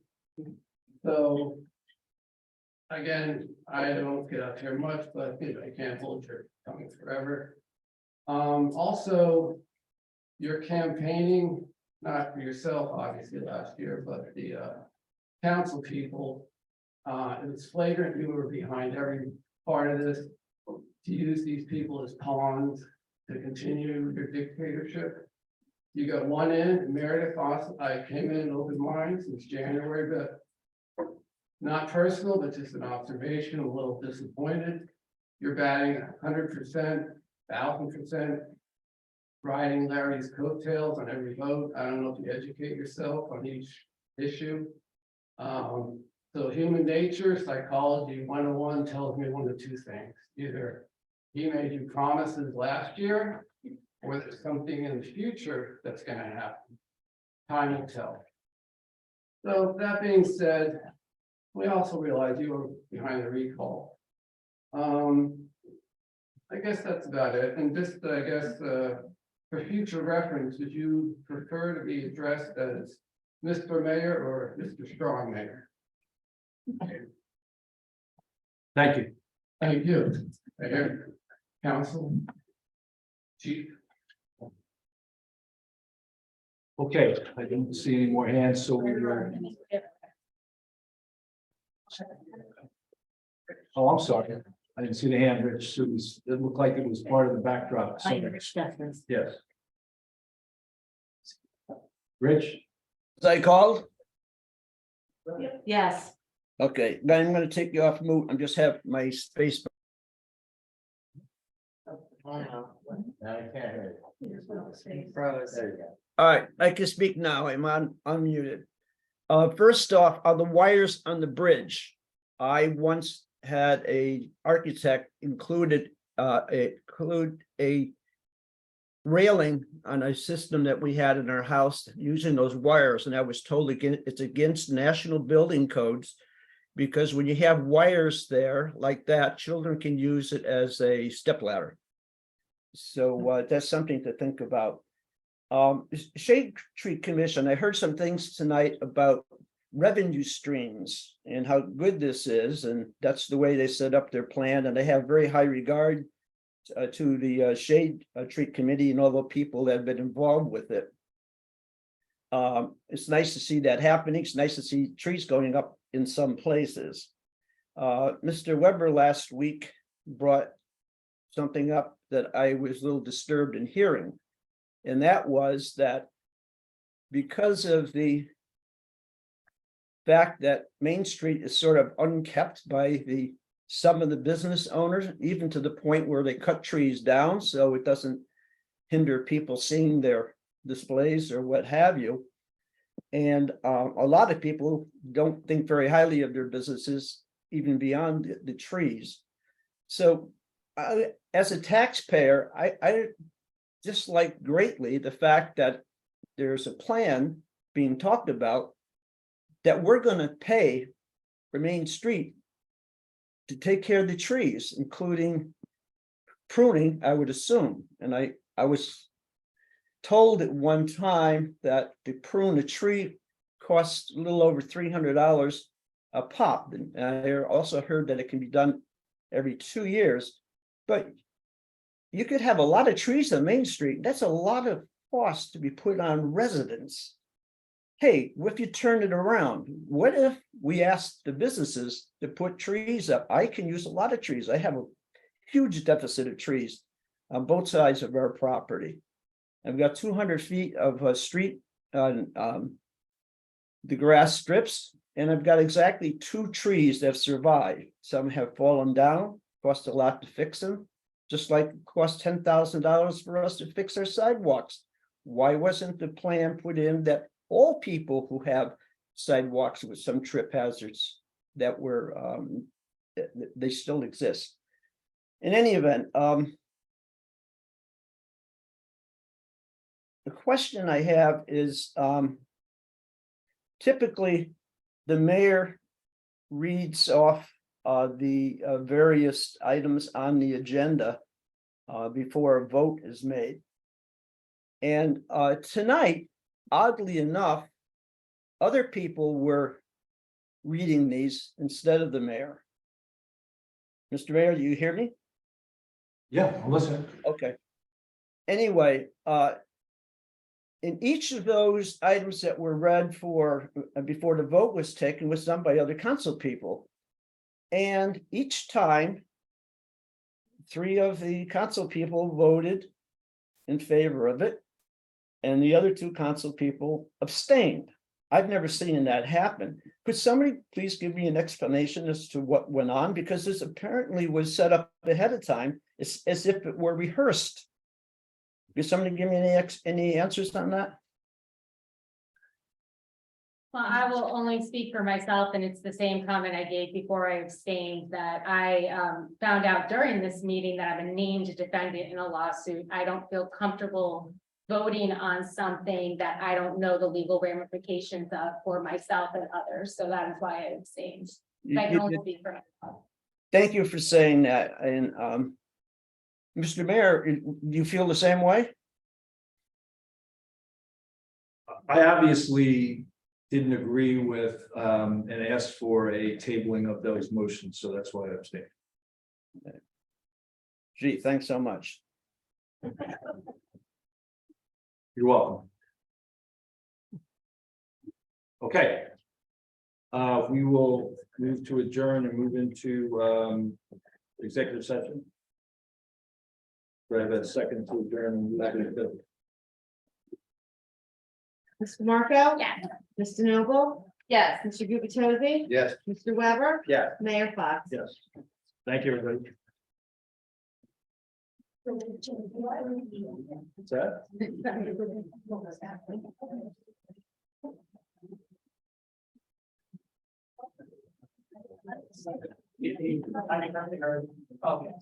Sorry. Bring him over.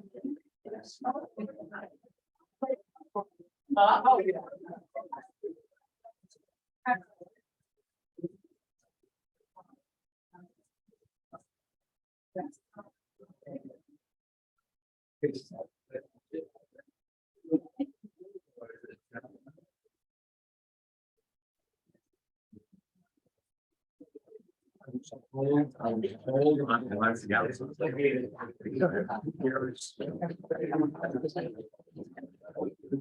I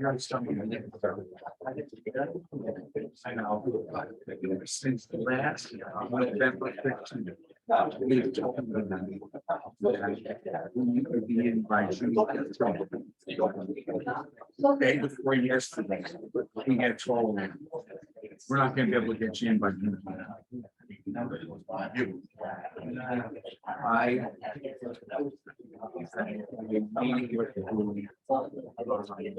Contractor. He sent me a schedule. It doesn't have a seat until about the 15th. He sent us a schedule. I edited the schedule. I showed him out if you get it on a critical path. We could have us in there on the 19th of June. So, well, I'm going to find out. Would you put it up for sale? I don't plan on putting it up for sale.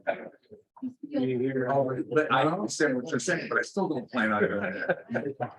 Wait, I think I should move to Aberdeen. You come here, this is the anytime. I can tell you that. I pretty much moved out of these projects. Well, well, good picture.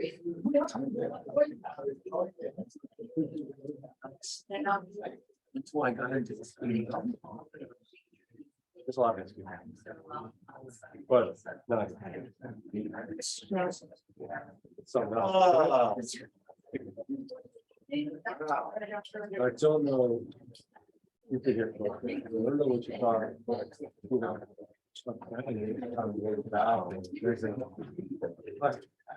I don't think you should understand. Maybe you got one more insight. I feel like I have a list for you. That's great. I'm sorry, what? I feel like I have a list for you, but I don't remember what it is. So good. It'll just get emailed. You just say it. I don't need anything more on it. Of course, that's true. He's taking up almost my entire dance call. Yeah. You were a lovely dancer. I keep coming back here more.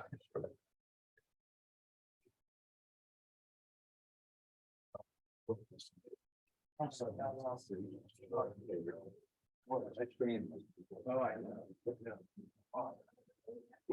Going to the old one.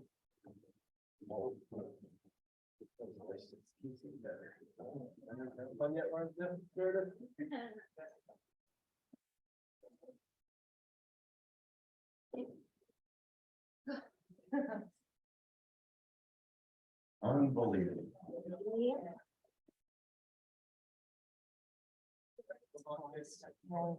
You ready? Yes. Okay.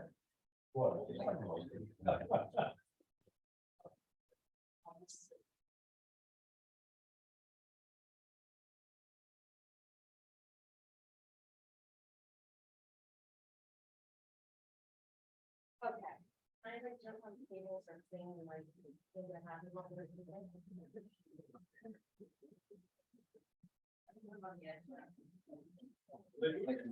Like you're about to say something. I certainly am. It just doesn't take too long. We out, everybody?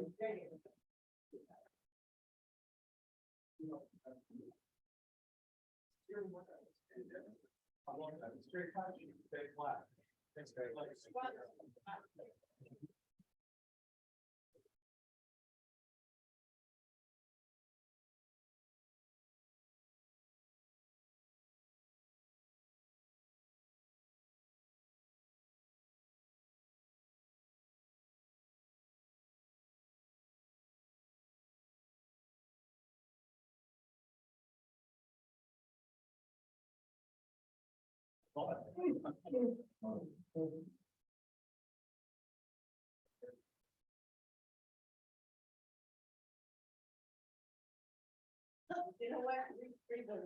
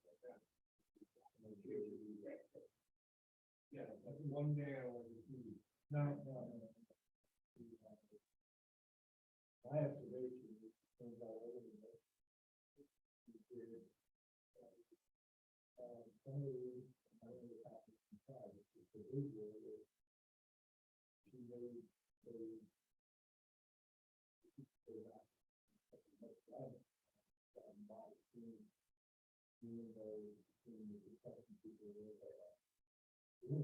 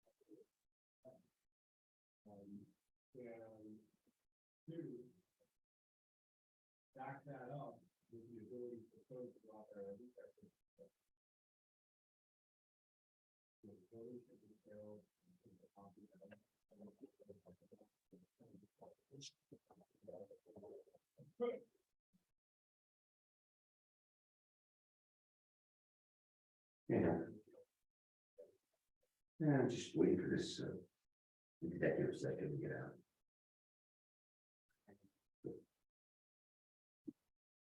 Okay, all right. Okay.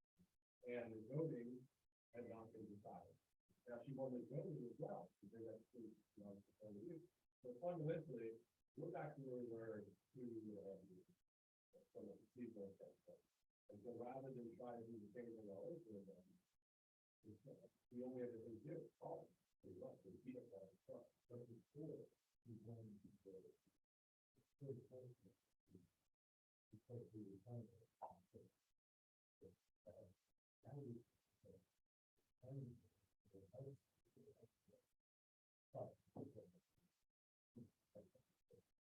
could also make the early morning with a dollar bill for yourself.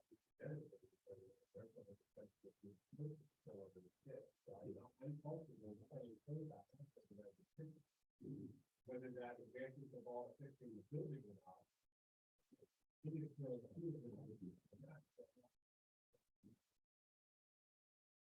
That's right. I don't think junior grade is enough to the rest of the residents, but we should try to do something.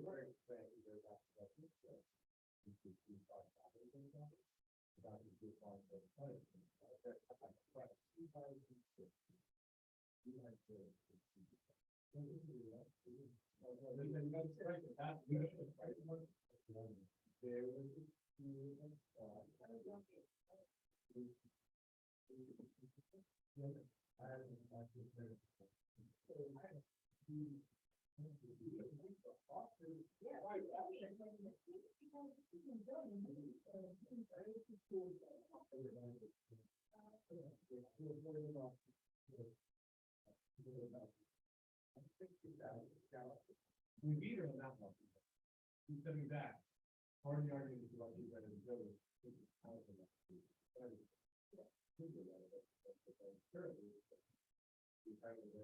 He's very tough. We're not doing drivers there.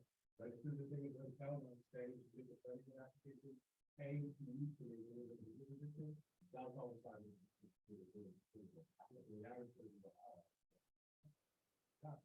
Very considerate. So, you know, I do that. So, now, or the original something like that.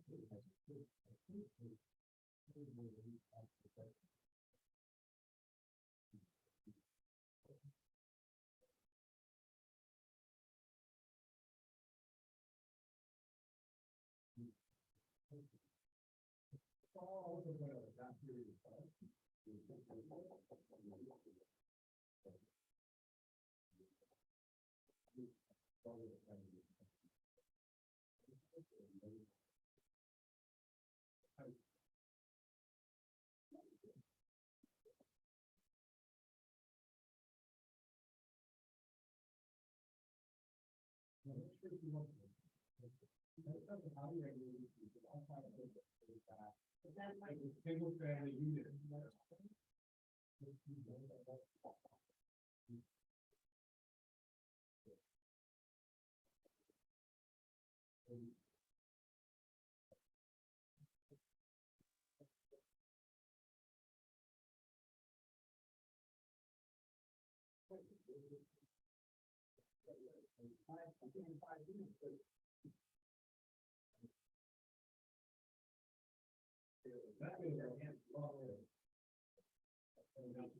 That's the only lawsuit that we do. Sure she does that.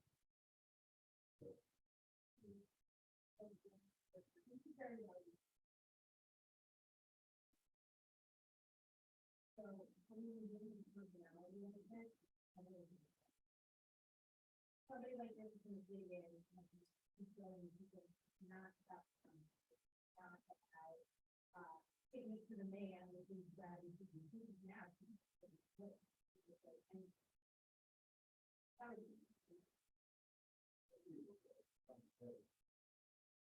I just call and say, what can we do?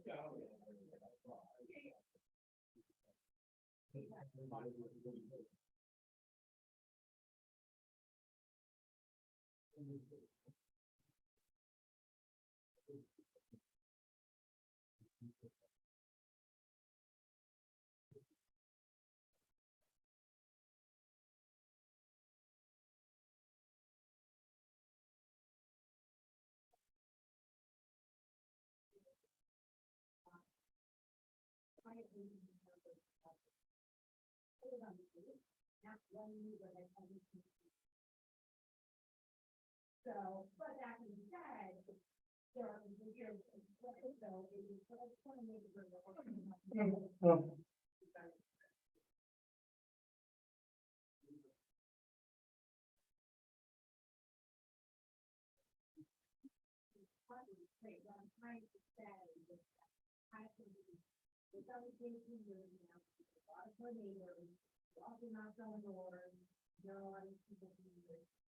Other than, you know, if you keep it uncomfortable and comment, you know, the people on that.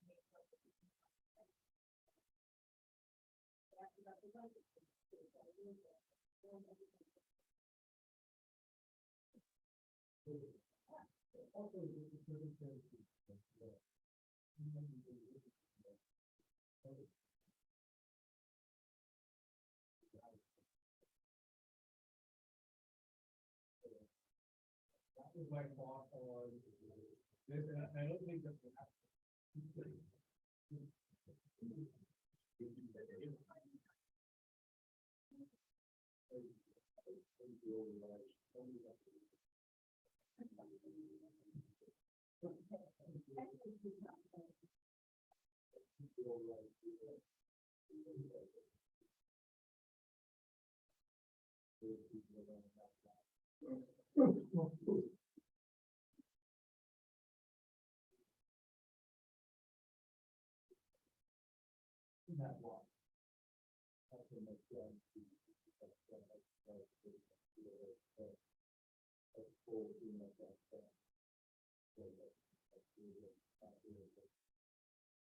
People that are around.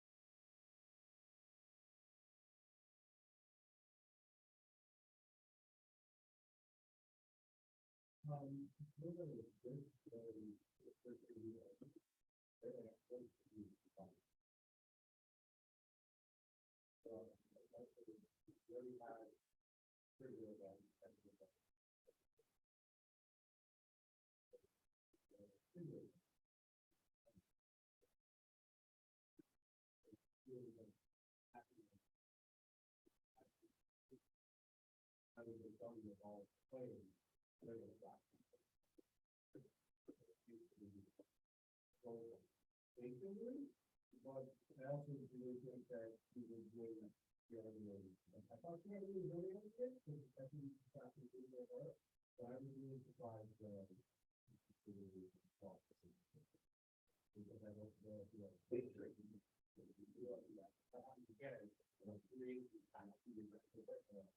you have.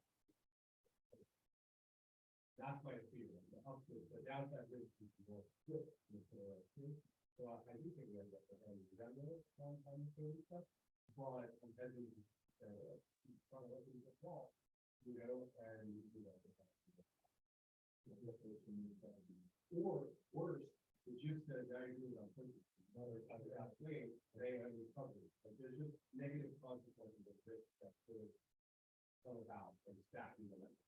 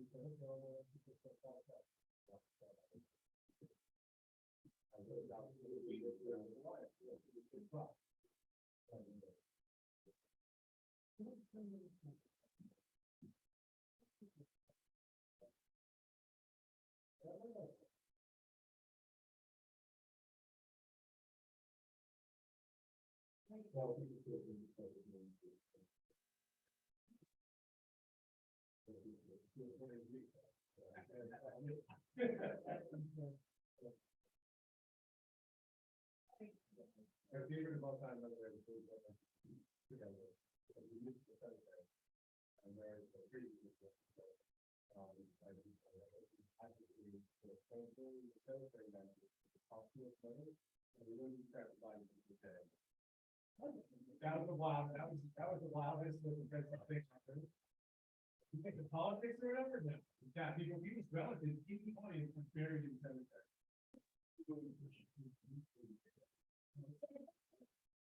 Oh, that's cool.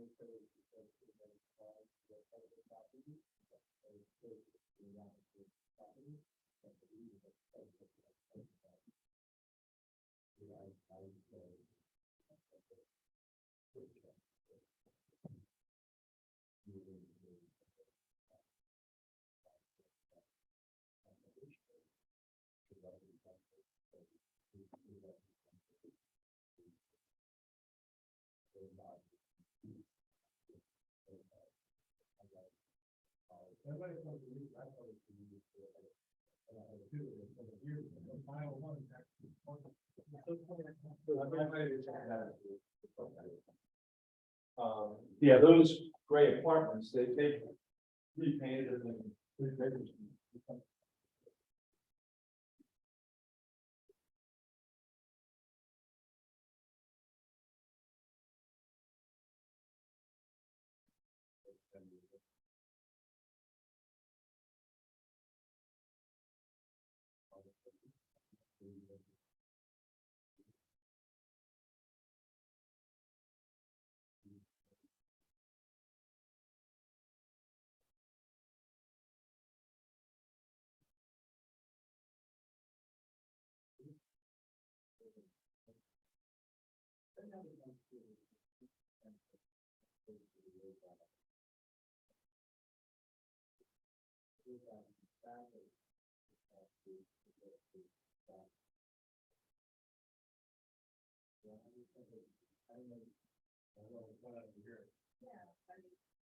I don't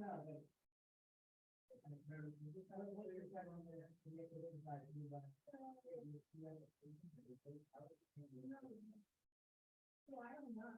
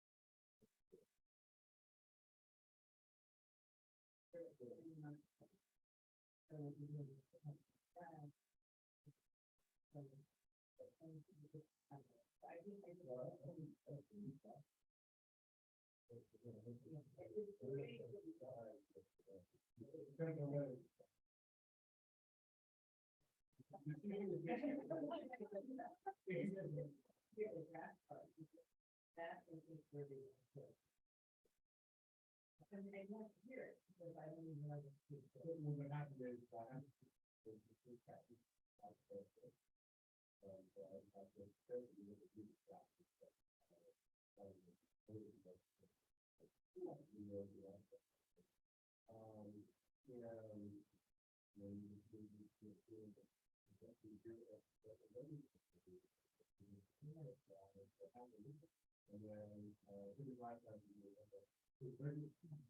What happened is, either the farm resident, the rest of it is back. So like, it's not, it's like, hey, there's one of these, next. We're not gonna have it.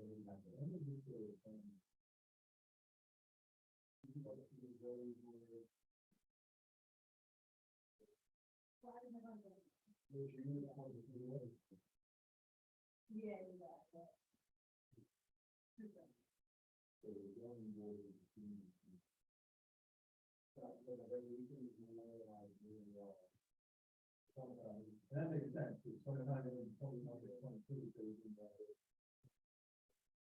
they had that thing like the publication of video time. The one thing where people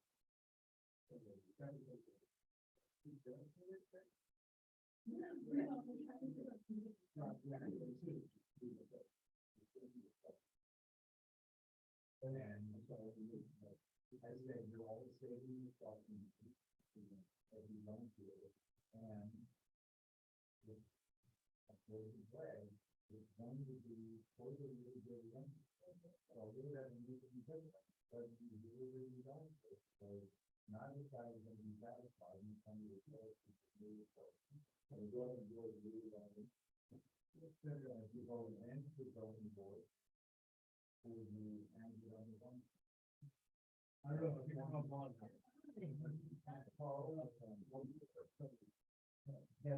The way I put it is that the one thing I you guys do this is how you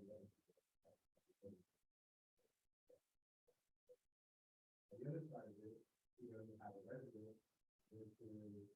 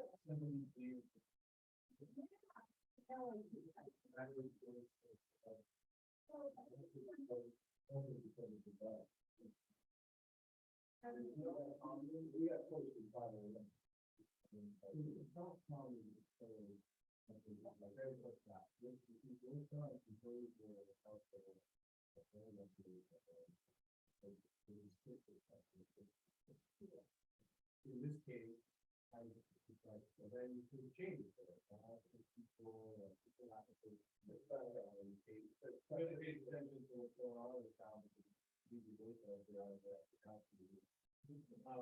So, yeah, I think we go with that.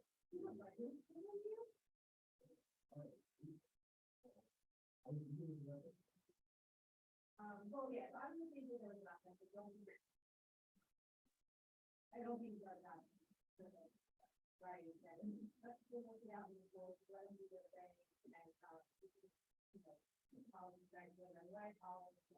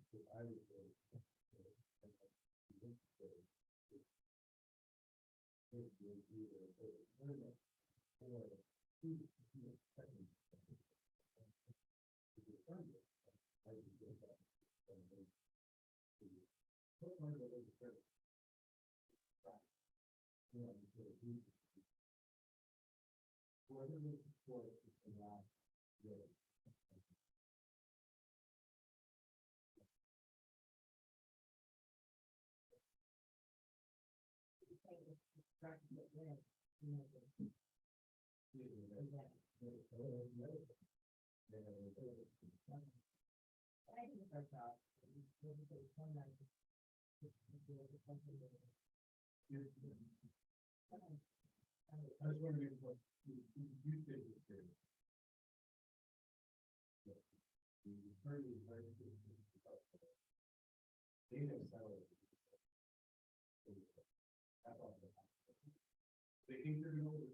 they're gonna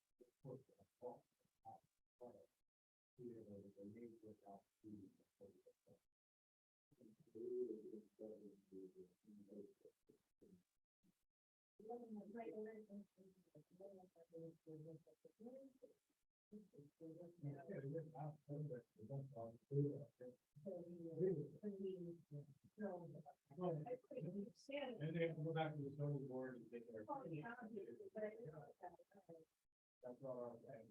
That's all I'm saying. Yeah, it's probably hard.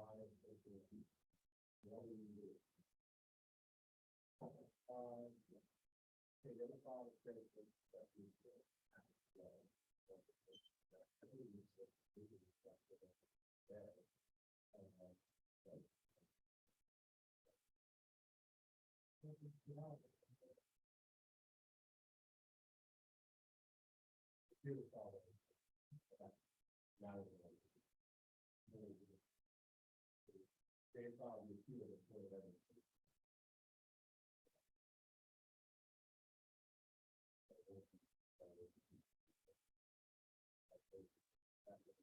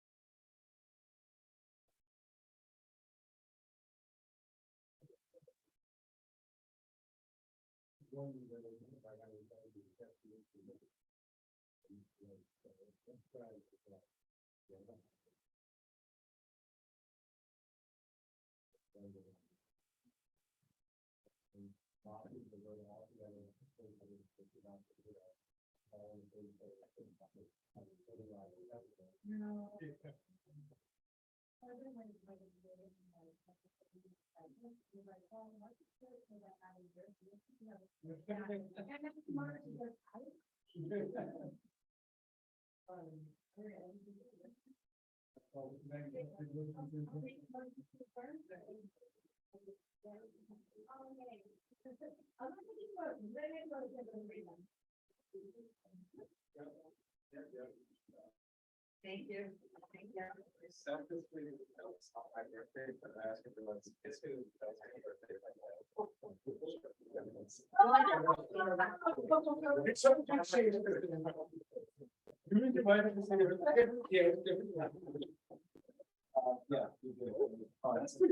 Oh, no, you're finding what's sticking out there. Okay, nice. My random thing with my life is that my. Happens to all of us at some time, there's some doubt. That's supposed to be get to something of that.